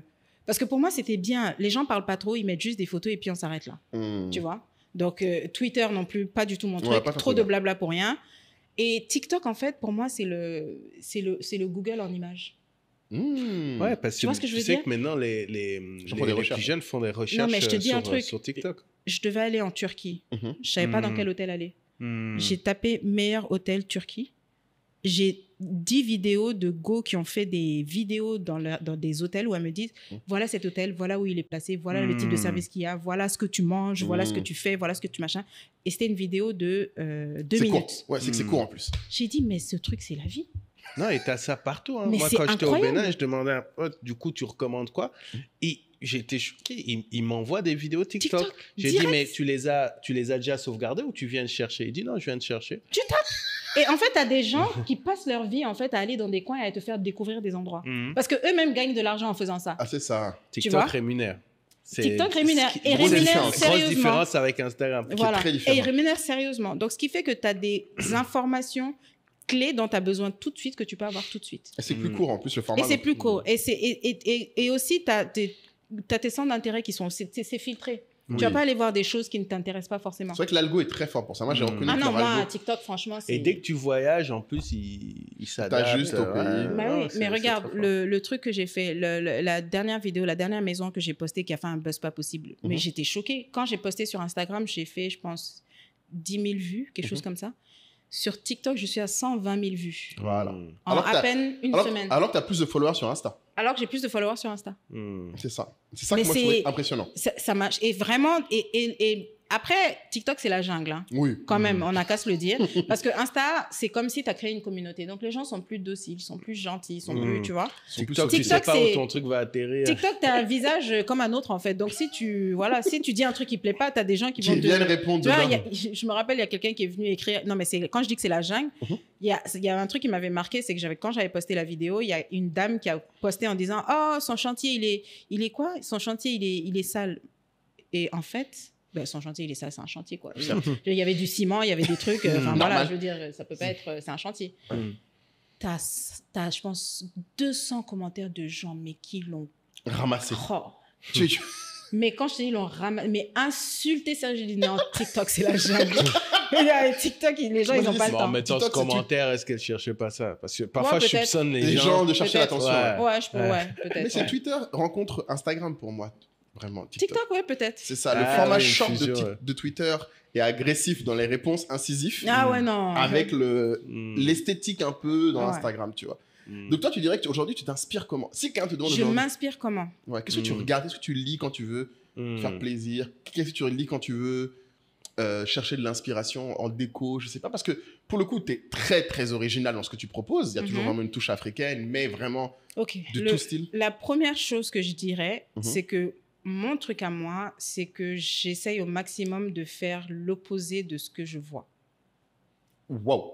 Donc, si je vois ça, ok, le vase, il est posé comme ça. Moi, je vais l'imaginer à l'envers. Ok. C'est ça, mon truc. C'est comme ça que je crée des choses. Je vais voir une table. Ok, c'est ça la forme d'une table normale. C'est une table avec 4 pieds, c'est avec 2 pieds normaux. Je vais essayer de mettre les pieds dans l'autre sens. Pour voir. Et ça va créer un truc. Et des fois, ça marche, comme des fois, ça marche pas. La plupart du temps, ça marche. Mais faire le sens opposé des choses, c'est ça qui crée mon originalité. C'est ça qui crée de l'originalité, en fait. Donc, dans tout ce que je fais, que ce soit comment je m'habille, que ce soit comment je vais créer une table, par exemple. Donc, par exemple, je sais pas moi... un meuble. Il y a un élément, tu vas voir un élément sur l'appareil photo, qui est un élément de l'appareil photo, je vais voir, ok, cet élément-là, ça peut ressembler au pied d'une table. Je vais le recréer en grand format pour créer le pied d'une table. Ok. Donc, c'est un peu comme ça. C'est marrant parce que ce que tu disais, c'est d'un point de vue théorique, on l'a tous entendu. Il faut aller à l'opposé, etc. Mais après, avoir le courage de le faire. En fait, c'est pour ça que je dis que j'ose. C'est que les gens vont se dire, mais n'importe quoi. Je vais voir un arbre et je vais tenter de créer un objet avec cet arbre-là. Je sais pas comment... C'est comme ça que je fonctionne. C'est pour ça que des fois, je dis, on est 10 000 dans ma tête, parce que c'est tout le temps comme ça. En fait, là, tu me vois, je suis très, très, très, très consciencieuse de mon environnement. Donc, pour toi, l'impossible n'existe pas? Non. Absolument tout est possible. Et pour moi aussi, tout le monde peut tout faire. Ok. Si tu bosses. C'est pour ça que je dis que, tu sais, quand je te disais que je trouve que j'ai pas un côté exceptionnel, c'est pas ça que je... En fait, ce que j'essaye d'expliquer, c'est que je me suis donné les moyens de réussir à faire ce que je fais. Ouais. La créativité, je l'ai développée avec le temps. Même ça, tu dirais. Clairement. Même le talent, tout ce que tu veux. En fait, la créativité, elle était là. J'avais une base, on va dire. Mais avec le temps, en fait, j'ai développé un talent dans le sens où j'ai pris cette créativité, je l'ai modelée, transformée, retravaillée. Et je reste pas, en fait, sur mes acquis. Je suis quelqu'un qui va continuer à bosser constamment. Apprendre constamment. Tu vois les petits carnets? Oui. Je pense que j'en ai peut-être 40. Wow. 40, facile. Hein. Si je compte, et je passe ma vie à faire des croquis. Tout le temps, que ce soit vêtements, que ce soit vase, que ce soit table, que ce soit machin. Parce que j'ai tout le temps, en fait, des formes qui viennent dans ma tête. Et ce que je dirais aux gens, c'est que les idées, on en a tous. Ne faites jamais l'erreur de ne pas les écrire. Ah, tu écris les idées. Toujours. Parce que tu vas les oublier. Alors que si Dieu met quelque chose dans ta tête, c'est pour que tu l'utilises. Moi, c'est ma logique. Ouais, même les rappeurs, quand ils ont des... Même les choses, exactement. Même les choses les plus basiques. Hein. Je sais pas, moi, tu as une image ou alors quand tu rêves de quelque chose dans la nuit, le lendemain, réveille-toi et écris pourquoi tu as rêvé et essaie de trouver la signification. C'est pour ça que je te disais, en fait, j'ai fait vraiment un travail, surtout ces derniers temps, avec tous les problèmes que j'ai eus. Ouais. En fait, j'ai vraiment travaillé j'ai un côté très spirituel qui s'est développé en moi où je me dis qu'en fait, il y a une raison pour tout. Donc, tout ce qui se passe dans ma tête, toutes les choses qui m'arrivent, pas que j'analyse, mais je les interprète d'une certaine manière et je me dis que tout est en train d'arriver pour une raison. Et effectivement, il y a plusieurs choses qui me sont arrivées dernièrement. Par exemple, la façon dont je me suis sortie du problème dans lequel j'étais. C'était un concours de circonstances, de plusieurs choses et il y a Dieu dedans. Clairement, hein. Je te dis, c'est vraiment, j'ai atteint un niveau de spiritualité supérieur. Ce qui amène à la résilience, du coup, c'est que c'est clair. C'est clair. C'est pour ça que tu survis au Mali, c'est vrai. Je me demandais comment tu faisais. Mais attends, juste sur ça, parce que ça m'intéresse même pour moi. Parce que moi, par exemple, sur tout ce qui va être concept, création de contenu, je vais avoir certaines idées et j'avoue que je vais me limiter quand je vais penser par exemple, aux personnes que tu peux avoir à disposition pour exécuter telle ou telle idée. Donc, je voudrais savoir comment est-ce que tu es quand tu as une idée et que, je sais que tu as un réseau de fournisseurs, mais peut-être qu'il ils ont jamais fait ça ou vraiment eux-mêmes te Le plus disent... souvent, ils n'ont jamais fait ça. Voilà. et sinon, ils peuvent aussi te dire que voilà, ton truc, on n'arrive pas, ça tient pas, ou tu vois. Comment est-ce que tu vas les pousser et est-ce que tu en arrives à un moment donné à un abandonner? compromis, ouais. Abandonner, jamais. Ok. Je suis quelqu'un, quand j'ai une idée en tête, il faut absolument que je le fasse. Mais absolument. Plusieurs fois, j'ai eu Donc, tes partenaires doivent avoir cet esprit de...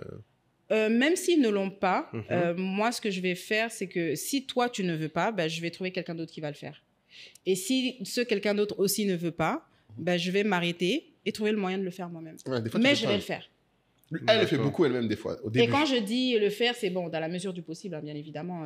Quand je parle d'un grand meuble, je ne suis pas un menuisier, je n'ai pas la capacité de faire des meubles. Mais tu auras toujours des... de la même façon que je me pousse moi-même, je pousse les autres aussi. Donc, si jamais je te dis, écoute, si c'est possible, on s'assoit, on va travailler le truc ensemble jusqu'à ce que la personne y arrive. Et même si dans ce processus-là, il y a beaucoup de pertes parce que tu vas tester, c'était beaucoup d'essais-erreurs. Plus la contrainte de temps aussi. Oui, il y a la contrainte de temps, mais en fait, avant, j'appelais ça de la chance, mais encore une fois, en fait, je vais vous dire quelque chose. C'est que quand tu as accepté que rien n'arrive pour rien et que Dieu s'y met des choses sur ton chemin, en fait, c'est pas je suis désolée, mais il y a un côté très spirituel. C'est que s'il met des choses sur ton chemin, c'est parce que ça doit arriver. Donc, il ne va pas te mettre une idée en tête pour que ça ne réussisse pas. Si ça ne réussit pas d'une certaine manière la première fois, continue à tenter jusqu'à ce que ça réussisse. L'idée est venue de quelque part. En tout cas, si elle est basée sur de bonnes intentions. Tu comprends? Exactement. Donc, je ne parle pas de gens, par exemple, qui veulent copier un concept et machin. Ça, là, il n'y a pas Dieu dedans. Ça n'a pas dedans. Donc, à un moment donné, c'est pour ça qu'il y a marché. beaucoup de business, quand c'est basé sur la copie, à un moment donné, ça finit par voilà. Mais quand tu crées quelque chose et que intentionnellement, tu vas y aller de manière fluide, donc moi, je vais avoir une idée maintenant. Si sur le coup, je n'arrive pas à le faire, OK, c'est pas grave, on laisse un peu, je vais le faire après. Tu comprends un peu? C'est-à-dire que je lâche pas l'affaire, en fait. Je suis quelqu'un qui suit le flow. Et c'est vrai que pour suivre le flow aussi, tu t'es créé un environnement où tu peux suivre le flow. Ce que je sais aussi de toi, c'est que oui, je t'ai déjà vu des fois dire « Ah, je suis chez un menuisier depuis ce matin ». Elle s'est assise avec ce que tu décris là. Toi, ce qui te manque, ce que je vois qui vous sépare vous deux, c'est que Fatouma, si elle a une idée, genre, elle va vraiment s'asseoir. Le gars dit, c'est pas possible. Il dit, OK, on est là. Fais devant moi. Attends, essaye là. Attends, essaye là. Elle peut passer s'il faut une journée, 2 journées. Et quand le truc va sortir, quand il arrive... Ça, c'est mon truc. Et avant, je ne m'en rendais pas forcément compte. C'est maintenant que j'ai commencé à faire du sport, c'est là que j'ai réalisé que je suis quelqu'un. Quand je finis pas une série, ça va pas. Je deviens folle. Une série, tu as... Non, mais tu sais, genre quand on fait 3 x 10, 3 x 10, 3 x 10, même si je suis morte, Moulay, si je ne la finis pas, c'est comme s'il y a un... C'est pour ça que quand les gens disent que le sport, en fait, ça débloque des choses. quelque chose chez toi, c'est que ça te, psychologiquement ou bien mentalement, ça te forge. Mais moi, j'ai clairement vu. Parce que là, donc, ce qui veut dire que maintenant... Une connaissance de toi-même. Une connaissance de toi-même, et une capacité, en fait, à pouvoir finir ce que tu commences, c'est une très grosse qualité. Oui. C'est pas tout le monde qui est capable de le faire. Et moi, je sais que j'étais quelqu'un qui avait parfois tendance à abandonner quand j'y arrivais pas. Ah là, oublie ça, tu me donnes n'importe quel défi. Ouais, tu finis. Je vais aller. Je suis arrivée à Abidjan pour mon projet. Malheureusement, j'ai pas pu venir avec l'ouvrier avec lequel je devais venir. Ouais. Donc là, je suis arrivée à Abidjan. J'ai pris un gars qui s'est occupé de tout ce qui est travaux de placo. Ce gars-là, je lui ai demandé de me trouver un menuisier. Le menuisier, je lui ai demandé de me trouver un jardinier. Le jardinier, je lui ai demandé de me trouver un peintre. J'ai maintenant mon équipe établie avec dans mon téléphone de 10 personnes que j'ai qui vont pouvoir me faire tous mes travaux sur les chantiers. C'est bien, ça tombe bien, ça. Tu comprends? Donc, oui. Oui, même pour moi. Donc, c'est pour dire qu'en fait, si je devais me baser sur le fait que je devais absolument venir avec un de mes ouvriers ici... Ah, t'aurais laissé? J'aurais dit au client, c'est pas possible, il faudrait qu'on attende un peu que le client puisse venir. Mais vu que eux, je sais qu'ils avaient des contraintes, j'ai dit, OK, tu sais quoi? Encore une fois, le côté spirituel, j'ai dit, Dieu est là, il va t'aider. Vas-y seulement. Et regarde. C'est ça. Et tout se passe de manière fluide. Je livre normalement le chantier demain. Tu vois, et ça, c'est... Oui, couplé avec l'exigence.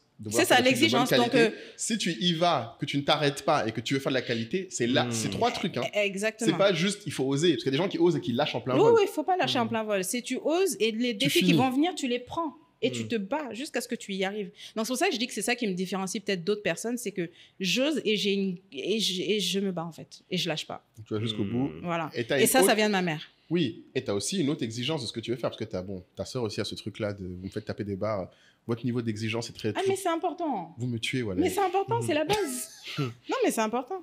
C'est important parce que sans ça, tu peux pas avoir la qualité. Et tu sais, il y a un truc que je disais à une de mes clientes un jour, j'ai dit, je vais t'expliquer un truc.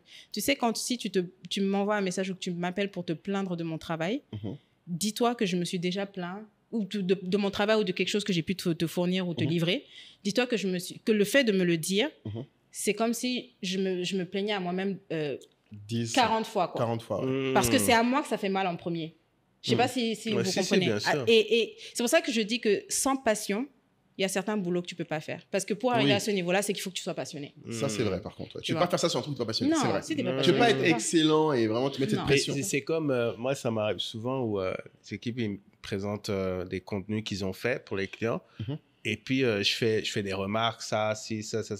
Puis il dit, ah, mais le client, il a aimé, le client, il a validé, etc. Je dis, mais c'est pas que ça le sujet, en fait. C'est nous aussi. Le sujet, c'est est-ce que toi, tu vas être fier d'envoyer ça à ton cousin en disant, j'ai fait ça, tu vois? Tu travailles pour toi, en fait. Tu crées, en fait, tu vois, ta legacy. Et c'est ce qui fait, je pense, effectivement, la différence. Ouais, la passion. Ah, c'est ce qui fait la différence. Et c'est pour ça qu'elle disait qu'il faut des gens qui aiment ça. Si tu n'aimes pas, tu ne peux pas faire l'extra mile. Tu peux pas. Exactement. Le dernier truc qui te fait la finition qui te place au dernier. Tu peux pas, sinon tu abandonnes juste. C'est pour ça qu'on demande de choisir ce qu'ils aiment. Mais tu nous as toujours pas dit, donc tu lis pas de magazine de déco, tu fais rien. Je lis pas de magazine de déco, je lis pas de livres de déco. Il y en a un que j'ai lu il y a très longtemps. Ah. Mais ça, c'était rien, c'est juste quelque chose qui montrait les tendances. Mais en fait, je suis quelqu'un qui veut pas me faire influencer par d'autres. Voilà, parce que je me considère comme une créatrice. Je veux être à la base des choses. C'est ça mon truc. Et une de mes grosses qualités, ça je le sais, c'est que j'ai toujours dit que j'étais destinée à faire de grandes choses. Et même si des fois j'en doute, je me persuade de ça constamment. Et quand je dis faire de grandes choses, je ne parle pas juste du côté créatif, esthétique et tout ça, parce que ça, pour moi, c'est un accomplissement, mais ça, c'est rien par rapport à la vision que j'ai. Vision que je ne partagerai pas parce que je suis quelqu'un... Ah, c'était ma question. Non, je ne partage pas. Elle aime son truc, elle ne peut pas dire avant, mais... Jamais. Moi, j'ai des idées de ce qu'elle veut, mais si je dis, elle va dire... Non, tu sais pas. C'est impossible, je t'en ai jamais parlé. Impossible. Oui, mais il dit qu'il a une idée, il peut tenter. Il peut tenter. Genre... après, les gens vont dire que tu veux juste faire un Ikea africain, ça, c'est rien. Pour moi... oui, ça, ce serait la logique. Non, mais moi, je te Mais c'est quand même à un autre niveau. Ouais. C'est quoi? Mais la vision derrière, c'est à un autre niveau. Non, avoir le Ikea africain, c'est avoir pas une boutique, mais une entreprise. En fait, elle, c'est... Moulay me connaît un peu quand même. Mais non, c'est pas ça. Mais c'est pas ça. Bref. C'est pas loin, mais... On peut en parler après. On peut en parler, mais pas en public. Pas en public, non, mais tu vois, donc c'est... Non, j'ai une vision et je suis contente d'avoir eu cette vision parce que pour moi, ce que je fais, c'est bien. Je fais de jolies choses, voilà, je suis appelée pour des projets, mais pour moi, c'est pas des choses qui vont avoir un impact sur une génération ou sur des gens qui... Et quand je dis sur une génération, je parle au Mali, on en a besoin. Pas de c'est clair. Hein. Tu m'as dit que les jeunes... gens... Non, mais les jeunes, pas les jeunes, parce que même moi, franchement, quand je me balade dans la rue et que je vois la plupart des jeunes et des gens assis à ne rien faire alors à boire du thé. À boire du thé, et je trouve ça malheureux, en fait. Tu vois, et pour moi, tant que j'aurais pas eu un impact concret comme, tu sais, où j'aurais laissé un vrai héritage, pour moi, j'aurais rien fait. Pour moi, j'ai rien fait, là. Ah, pour moi, j'ai rien fait. Tu rigoles ou quoi? Tous les artisans que tu as formés, tous les... Non, parce que ces artisans que j'ai formés, c'est pas des gens qui se disent ouais, elle m'a apporté quelque chose. Non, mais machin, t'as pas besoin qu'ils se le disent. Tu le vois bien. Non, je veux en fait que quand je fais quelque chose, au-delà du fait que quelqu'un soit content que j'ai fait sa déco et qu'il se sente bien chez lui... Que ce soit indéniable, quoi. Non, c'est pas ça. Je veux en fait que quelqu'un ait le feeling que le travail que je suis en train de faire, ou en tout cas ce que je suis en train de faire, lui a permis dans un sens de changer sa vie et d'améliorer sa vie. C'est ça mon objectif. C'est ça en tout cas, le projet que j'ai, c'est dans cette vision-là. Tu vois? Parce que pour moi, le talent que Dieu m'a donné, c'est un tremplin vers ça. Vers vraiment avoir un impact sur des gens. Changer la vie de certaines personnes et tout ça. T'inquiète pas, je t'explique. Mais comment tu fais justement quand tu as une grosse vision ça, et finalement, c'est un shift dans ta vision des choses. C'est-à-dire tu estimes finalement que ce que tu devais faire, tu l'as fait, tu le fais plutôt bien, ça roule. Non, et maintenant, tu vois plus grand. Non, je vois plus grand, mais ce qui est bien, c'est que c'est dans la continuité. Oui, c'est dans la continuité, de ce que je fais mais maintenant. du coup, tu dois, en termes d'équipe, tu dois forcément partager cette vision pour aller de l'avant. Enfin, comment est-ce que tu mets en œuvre? Ça ne peut pas rester que dans ton esprit. Non, si, le projet est déjà écrit, on va dire. Ok, donc tu l'écris. Voilà, je sais déjà exactement ce que je veux faire, comment je veux le faire. Tu sais avec qui tu veux le faire? Oui, si, je sais déjà qui est-ce que je dois appeler pour le faire. Je sais comment je dois le mettre en place. C'est juste que maintenant, il faut le facteur temps. Dès que j'aurai la possibilité de le faire, je vais le lancer. Mais c'est quelque chose que, en fait, c'est soit je le fais en grand et là, il me faut un gros investissement parce que c'est pas petit. Soit je le fais étape par étape comme j'ai toujours fait. Est-ce que ça demande d'arrêter ou de freiner ce que tu fais? Pas du tout, c'est dans la continuité. C'est totalement dans la continuité. C'est totalement dans la continuité de ce que je fais. Ça règle même un problème que j'ai aujourd'hui. Très occupé. Oui, je suis très occupée, mais ça va même régler un problème que j'ai aujourd'hui dans mon entreprise. C'est ça en général qui est utile. C'est quand le nouveau projet est dans la chaîne de valeur. Ça se complète. C'est pour ça que je dis que les choses n'arrivent pas pour rien. C'est que cette vision, bon, je ne vais pas dire finale parce que peut-être que j'en aurai une autre après, mais cette vision que j'ai, en fait, elle viendra non seulement compléter ce que je suis en train de faire en ce moment, et après ça, mais en plus, elle va avoir un autre niveau. C'est-à-dire qu'elle va apporter, en fait, ce que je suis en train de faire à un autre niveau. Super. Je me dis que j'ai une voix, j'ai quelque chose à apporter en fait. Je veux pas juste, tu sais, faire des choses, des petites choses caritatives de temps en temps. Même avec Tribia. Avec Tribia, j'avais commencé, j'avais fait un truc comme ça où j'avais engagé des femmes qui étaient dans le besoin et tout. Ça, c'était vraiment à petite échelle, mais là, c'est tout autre chose. Tu vois, de faire des petites choses caritatives de temps en temps, c'est bien. Je le fais. Et voilà, je le fais. J'ai pas besoin de. Ouais, de célébration. Ouais. Voilà, j'ai pas besoin de célébration parce que pour moi, j'ai pas eu d'impact. Parce que pour moi, donner quelque chose ponctuellement, t'as pas apporté, je sais pas comment expliquer, t'as pas eu un impact continuel et durable. Ouais, tu vois ce que je veux dire? Moi, ce que je veux, c'est avoir un impact continuel et durable sur des gens qui sont dans le besoin. Donc, c'est ça, en fait, et c'est vers ça que je travaille. Et depuis que j'ai réussi et c'est parce que j'étais dans la difficulté ces derniers temps que j'ai réussi à développer ce truc-là dans ma tête. Parce que pour moi, tout ce qui était en train de m'arriver, que je ne comprenais pas, j'ai dit, mais il y a une raison, c'est pas possible. Et c'est tout ce truc-là qui m'a permis, en fait, de développer ça.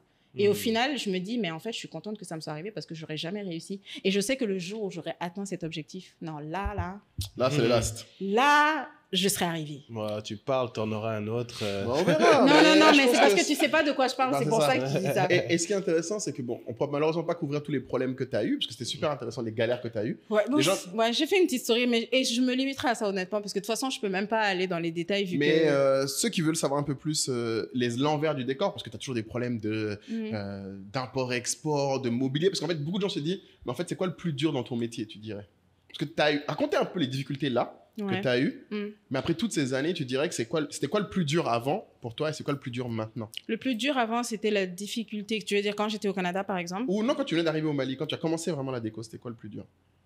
En fait, je vais pas te mentir, j'ai toujours trouvé que les choses étaient assez simples pour moi parce que j'ai jamais réfléchi au début en tout cas. Ouais.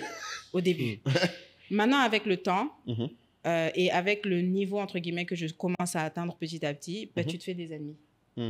Dans le sens où tu commences à avoir des marchés que d'autres personnes voulaient avoir.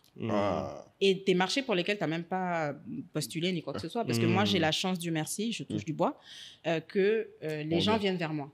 Et on ne comprend pas qu'une fille de mon âge ou que moi, viens de l'étranger, blablabla, qu'on me confie des projets d'une certaine envergure, alors que eux, des gens d'une ancienne génération sont là et qui peuvent faire qui considèrent qu'ils peuvent faire de meilleures choses. Donc, tu as des gens qui vont te mettre des bâtons dans les roues. Sans aller dans les détails, on m'a mis des bâtons dans les roues. Ça, c'est le plus dur, tu dirais. Ben ça, c'est pas le plus dur, mais en tout cas, c'est une chose, c'est un défi nouveau que je ne voyais pas avant parce que j'étais dans le monde des bisounours. Pour moi, et puis, vu que j'essaye... sous les radars. Bah oui, c'est sous les radars. Une fois que tu rentres au niveau des radars, là, maintenant... c'est ça. Parce qu'avant, moi, je me disais, mes intentions sont tellement bonnes avec ce que je fais, je veux tellement essayer de valoriser le Mali. Sinon, j'aurais pu faire simple. Venir vivre à Abidjan. Depuis, je cherche à la faire venir. Bah oui, j'aurais pu faire. Mais j'essaye de la Mais j'ai décidé de rester à Bamako parce que je pense qu'on a vraiment... Et on a des capacités et autant essayer de faire rayonner au maximum jusqu'à ce que ça paye. Et puis, il y a des problèmes partout. Il y a des problèmes partout, oui. Voilà. Donc ça, c'est un problème. Quand tu n'as pas de courant, tout ça, il y a des niveaux. Ça, c'est franchement, arrête. Non, mais là, on est en train de parler des problématiques liées aux ennemis, aux concurrences, etc. Mais ne commencez pas à dire que c'est pareil partout. Genre, là, il y a quand même des niveaux. On a dit qu'il y a des problèmes partout. Laisse-nous. Il y a des fois un niveau. Non, mais c'est pour ça que justement, j'encourage, tu vois. Laisse-nous. Moi, je veux qu'elle vienne à Abidjan depuis ça, ma paroisse. Non, je ne viendrai pas à Abidjan. Je serai plus souvent à Abidjan, je pense, dans les prochaines années, mais je Mais vivre à Abidjan, je pense pas. Honnêtement. Et je sais, pourtant, si je viens à Abidjan, le potentiel, même la demande que j'ai, je sais. Je sais. Mais non, je pense que c'est bien. Je vais continuer comme ça d'abord et on verra bien après. Je vais gérer ta sœur d'abord. Donc ça, c'est ma grande difficulté. Étape par étape. Je Est-ce qu'il y en a sa sœur, les autres après, c'est ça, c'est forcément les fournisseurs, les artisans qui sont pas forcément sérieux et derrière qui il faut courir. Ben, c'est les mêmes problèmes que tout le monde. J'ai toujours eu. Mais toi, ça ne t'affecte plus ça. Quand un artisan te fait un truc qui est pas fini, il laisse un trou, ça te. C'est pas que ça m'affecte plus, ça m'affecte, mais c'est juste que j'ai une réponse beaucoup plus, comment dire, pas beaucoup plus efficace maintenant. Ah. Tu me poses problème, je switch. Au lieu de péter les plombs. Avant, j'étais très, oui, tu es là, tu travailles avec moi. Oh non, il faut absolument que je le garde, il sait comment je travaille. Et surtout, je fais comprendre à tout le monde que... assez d'alternatives? Même si j'en ai pas, je vais trouver. C'est ce que je te dis, je suis alignée avec Dieu. Hey, c'est ça, mais si ça, la conviction qu'elle a, ouais. Ah, moi, je suis trop... Et je te promets que depuis, en fait, que je réfléchis comme ça, c'est trop bizarre. Tout se passe comme je veux. C'est-à-dire que demain... Tu dis que tu veux me lâcher. Je te dis, il y a un gros partenaire qui m'a lâché au bon milieu du chantier, dans le genre, les commandes, les erreurs, les machins. 2 jours après, il y a un gars qui s'est présenté, qui m'a tout fait. C'est comme ce qu'on dit quand quelqu'un t'annonce qu'il veut quitter l'entreprise. En général, il est déjà parti. Oui, laisse-le aller, bien sûr. Non, c'est ce que je me dis, même si je n'ai pas de solution tout de suite, je sais qu'il y a une solution qui viendra, ou bien ça, c'est arrivé et pour moi, tout arrive pour une raison. Les gens le disent en rigolant des fois. Comme je dis, des fois, on dit des choses spirituelles juste pour le dire. Au jour d'aujourd'hui, encore une fois, je suis très alignée. Je suis très consciente de ce que Parce que c'est ça, en fait, avoir la foi, c'est pas juste dire ça va bien se passer.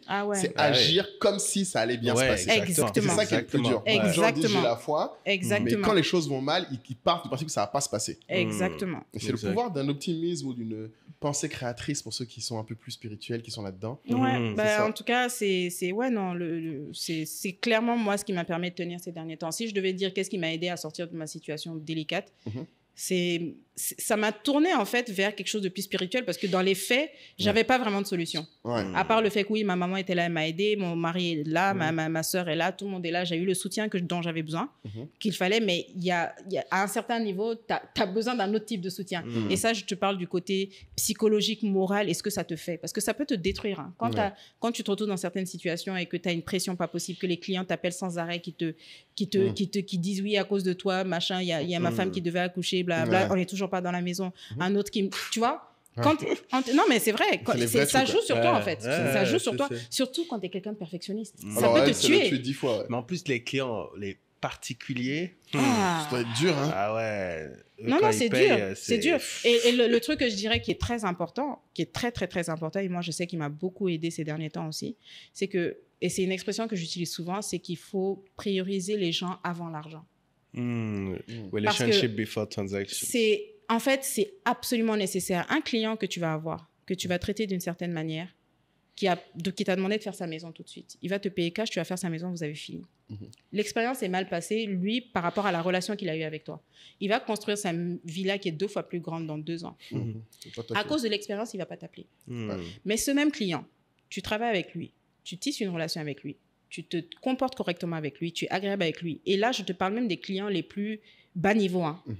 Parce que quelqu'un qui est en bas peut aller en haut du jour au lendemain. Donc, même quelqu'un qui est bas niveau, il faut bien traiter les gens, en fait, quelle que soit la personne. Parce que tu ne sais pas là où quelqu'un peut t'emmener. Et clairement, moi, je l'ai vu dans les faits. Il y a des clients avec lesquels j'ai travaillé. Au jour d'aujourd'hui, ils me recommandent à temps. Ils me font ça. Et moi, ce qui marche chez moi aussi, c'est le bouche à oreille. C'est vraiment ça. T'es le meilleur exemple pour moi. L'entrepreneur qui a le plus de clients par bouche à oreille que je connais, c'est toi. C'est que moi. Et c'est pour ça que je dis que les réseaux sociaux, oui, ça m'a aidé parce que je publie mes images et les gens regardent ce que je fais. Mais c'est pas vraiment ça. C'est vraiment les relations clients qui ont fait que j'ai réussi à... Ah, ça, c'est important de le... Ah, c'est super important. Donc, les histoires de, ouais, non, tant que je gagne pas ce cash-là, moi, je peux pas travailler sur ce projet-là ou machin. Maintenant, oui, c'est vrai que je suis arrivée à un certain niveau où j'essaye, vu que je veux fournir du luxe, je demande un budget minimum. Certaines personnes disent, Fatou Maïch. Oui, maintenant, j'ai un budget minimum. C'est luxe. Ah oui, maintenant, oui. Oui, maintenant, en dessous de 20 millions, je ne fais pas. Même avant, tu faisais du luxe avec Ikea, hein. C'est juste tu te débrouillais, quoi. Non, oui, mais je veux dire, maintenant, en fait, je ne le fais pas parce que je considère que je veux arriver à un certain niveau. Et luxe, ça veut dire qualité, qu'on le veuille ou non. dans l'ameublement. Donc, quand tu vas prendre des projets cheap et que tu vas acheter des choses cheap, ce que tu vas installer, ta table va se casser au bout de je sais pas quoi, c'est ton nom qui est terni. Alors que quand tu vas dans des budgets qui sont plus élevés, il y a très peu de chances pour que ce que tu as livré s'abîme, en fait. Donc, forcément, donc, c'est pas une question de « Ah, elle veut se faire plus d'argent ». Pour moi, c'est pas la déco qui va m'enrichir, encore une fois. C'est vraiment... Je vois l'enrichissement ailleurs. Je suis bien financièrement, je ne peux pas me plaindre. Machallah. Mais ce que je veux dire, c'est que c'est pas ça. C'est pas dans ça que je cherche à me faire de l'argent. Moi, je cherche à me faire un nom, à me construire une image d'abord. Parce que c'est super important. C'est pour ça que je dis les gens avant l'argent, fais-toi des relations, avance avec les bonnes personnes. Et après ça, tu pourras établir les gros projets. Amen. Tu vois. Super. Donc, c'est ça mon... Ma dernière question, moi, c'est savoir, du coup, ta fille, elle a également des capacités... Ah, ma fille, ça y est, là, elle est dedans. Hein. Ah, dedans? On dessine toutes les deux, ouais. Ah, Seigneur! Ah, je te jure. Ah ouais, merde. Et elle est tout comme moi. Elle a 5 ans. Pour son anniversaire, elle a choisi sa robe, elle a choisi son sac, elle a choisi son... Ouais, j'ai vu la photo de sa robe, c'était sérieux. Hein. Non, mais c'est elle qui a choisi, Moulay. C'est ça, parce qu'il y a une différence entre sa maman qui lui a acheté et c'est elle qui a sorti. C'est-à-dire que la nuit, quand on doit sortir, elle sort ses accessoires. Chaussures, vêtements, tout. Même la petite barrette qui va avec. La barrette. Et elle pose. Ouais, l'enfant là. Ah, ma fille, c'est quelque chose. Hein. Ouais, non, je pense, elle est plus de mon côté. Mais elle est lion en même temps. Ouais, bon, après, son père aussi, c'est un dandy. Là, n'empêche pas. Non, mais je parle pas du style. Moi, je parle plus du côté artistique. Ouais. Elle dessine beaucoup. Elle est très manuelle. Ouais, elle adore ça. C'est bien ça. Ouais. Donc, peut-être qu'un jour, tu voudrais qu'elle reprenne. Si elle a envie. Si elle n'a pas envie. Ce serait quand même dommage de faire tout ça. Voilà, non, on dit rien. Non, j'aimerais. Ce serait bien. Ce serait bien. Mais on verra bien. Si elle fait. Non, mais ok, on a gagné. Comme ça, quelqu'un pourra toujours décorer pour les gens. Ouais. C'est beau, vraiment. Tradition. Mais écoute, tradition, ouais. On a 2 traditions. Hein. Bon, il y en a une, je sais que tu vas avoir du mal, mais ça va être drôle. C'est qui est la personne la plus connue dans ton téléphone? La plus connue dans mon téléphone? La personne la plus célèbre dans ton téléphone, dans ton numéro de téléphone. Oula. Prends ton temps. La plus connue, on parle de quoi en termes célébrité, ce que tu veux. Que les gens connaissent le plus. Qui le plus probablement, si tu dis son nom, les gens connaissent. Le plus probablement, si je dis son nom, les gens connaissent. Célèbre. Là, comme ça? Ton numéro de téléphone. Adama Paris? Adama, c'est elle marrant. a déjà dit Maureen, donc elle peut Maureen, pas dire ça compte pas. Mais Adama, dans le monde de la Adama mode... Paris, oui, c'est quand même... c'est un nom, hein. Très connu. En dehors du monde de la mode, je suis pas sûr. Je pense que tu connais toujours le numéro de gens qui sont plus connus qu'Adama. De gens qui sont plus connus qu'Adama? Je pense des célébrités. Je connais pas de célébrités, moi. Tu exagères, franchement. Sportif. Musicien, chanteur, genre... Mais Ah, si, mais ouais, mais après, si je dis le nom, on va savoir que c'est un client. C'est ça ton problème. Ça peut Je pas être des clients. Non, je dévoile pas mes clients. C'est maintenant que tu l'as dit. C'est sinon, ça. Nous, on savait pas. Oui. Nous, on n'aurait pas su. Tu aurais pu dire, genre, vous avez rencontré dans un bar, quelqu'un qui est un ami d'un ami. Non, j'ai pas. Elle est fière d'elle. Je t'avais dit qu'elle m'envoie fière d'elle. Bon, je te laisse la finir, là. Franchement. C'était tout. Mais quoi? Non, mais Moulay, il faut que tu comprennes que les gens apprécient ça chez moi. Ma confidentialité, c'est très important. Ils sont attachés à ça. Bah oui. Moi, je sais pas, confidentialité de quoi? Le truc est beau. Non, moi, en tout cas, j'ai créé ton nom. Je crois que les gens rentrent chez moi et font c'est trop beau. C'est elle qui l'a fait. Ouais, mais il faut comprendre. Regarde, quand tu travailles. Si tu dis j'ai déjà travaillé avec un tel, en général, en plus, c'est des personnes, ils ont plusieurs endroits. Oui, et puis même, il y a des gens, en fait, tu sais, qui sont dans des situations particulières où ils veulent pas, en fait, que les gens connaissent l'intérieur de leur maison, voient leur maison, sachent qu'ils ont investi autant. Le mauvais œil en Afrique, attention. Ouais, je vois, c'est un vrai truc. C'est un vrai truc, tu blagues ou quoi? Donc les gens veulent pas en fait que les gens sachent que voilà. Okay. Bon, il y a des gens qui le disent fièrement. Comme moi, je comme toi, moi je veux pas me plaindre. Mais il y a d'autres personnes et je le comprends tout à fait. Moi, comme tu me demandes plusieurs fois, j'ai fait des projets, on m'a dit tu ne publies pas les photos de mon projet. Ok. Amen. Il y a aucun problème, je comprends tout à fait. Tu peux même dire que tu as bossé avec eux, mais bon, ça c'est un autre détail. Moulay. Ouais, bon, vas-y, je t'en prie. Du coup, la deuxième tradition, c'est pour terminer l'épisode. Ouais. Quel serait le mot qui résume le plus notre conversation selon toi? Et en fait, ce mot-là, les gens qui nous écoutent vont l'utiliser dans leurs commentaires pour nous prouver qu'ils ont écouté l'épisode jusqu'à la fin. Notre conversation étonnante.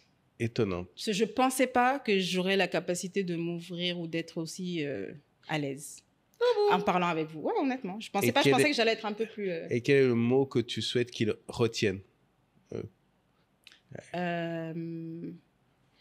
Persévérance. Ah, ça, c'est le mot à retenir parce que sans ça, tu peux pas avancer. Ça, c'est clair. Ok. Je crois qu'elle allait dire oser, mais bon, tu l'as tellement Bah, répété. oser, oui. Bah, persévérance, oser, c'est... Ouais, non, c'est pas la même chose, mais Ouais. Il y oser. a beaucoup de gens qui sont persévérants, mais qui n'osent rien, donc ça sert pas à grand-chose. peut-être oser, peut-être. C'est un trait de marque, hein. Je devrais faire un t-shirt avec ça. T-shirt. Avant sur. Non, mais elle, tu blagues, j'ai dit ça. Avant sur quoi? Non, mais tu blagues, mais je lui dis ça. Elle va faire un truc avec un jour, t'inquiète pas. Je suis confiant avec mon élément. Le bien, c'est que je kiffe ce qu'ils aient fait. C'est ça. Je connais mon élément. Tant que tu le vends sur. Je laisse ma petite graine. C'est ça qui est bien avec elle. Tu laisses la petite graine et tu reviens 4-5 ans après, elle va te faire un truc de ouf avec oser. Ouais, non, oser. Ouais, c'est clairement le mot. Ouais, non, faut oser. En tout cas, on attend les commentaires avec le mot oser. Ouais. En tout cas, vraiment, merci beaucoup. Merci à vous, ce fut un plaisir. Ah, on a bien rigolé. Tu vois que c'était cool. Non, franchement, c'était cool. J'ai même pas... Attends, on a fait combien de temps là? Ça, c'est un autre détail. Reste Ça, tranquille. tu verras. En général, on est surpris. Non, on est bien. Non, les gens sont souvent surpris. C'est comme ça la vie. Mais en tout cas, merci beaucoup. Merci parce non, que merci à vous. Vraiment, tu t'es ouvert sur ton parcours. Tellement de gens se posaient la question. Mais surtout, tu as été très concrète dans des éléments qu'on peut mettre en place. Tu as l'air d'y avoir pas mal réfléchi. Non, pas réfléchi. Non, je suis un peu plus réfléchie maintenant. C'est ce que je disais à Moulay. Avant, j'étais éparpillée. Avant, franchement, on aurait eu la même conversation. Ouh. Ouais, c'était. Parce que, tu sais, moi, dans ma tête, c'est les étincelles. Il y a plein de gens. Je sais pas, tu sais, donc je vais toujours dans tous les. Mais là. Ok. Non, je sais où je vais, en fait. Et ça va avec. Bah ouais, ça change tout. Ça va avec la personne que je suis en train de devenir. Voilà. N'hésitez pas à la suivre. The Fashioniste Artiste avec ton nom bizarre. Et si vous avez, t'as jamais compris c'était quoi? Bah si, t'as compris c'est quoi la signification de mon nom. Non. T'es sérieux? Fashionista. Artiste, donc je suis une fashionista. Le mix avec artiste et je suis une artiste. Fait fashion artiste ou fashion artiste, un truc plus court. Non, fashionista et fashion, c'est pas la même chose. Fashionista artiste. Ah, c'est ça le truc. La fashioniste artiste. Exactement, fashioniste artiste, c'est ça en fait. Tu comprends maintenant? Et fashion et fashionista, c'est pas la même chose. C'est pas la même chose. Mais bon, ce sera le débat pour on a fini. Merci à tous d'avoir suivi ce grand débat. Ciao. Ciao. Bye. Merci.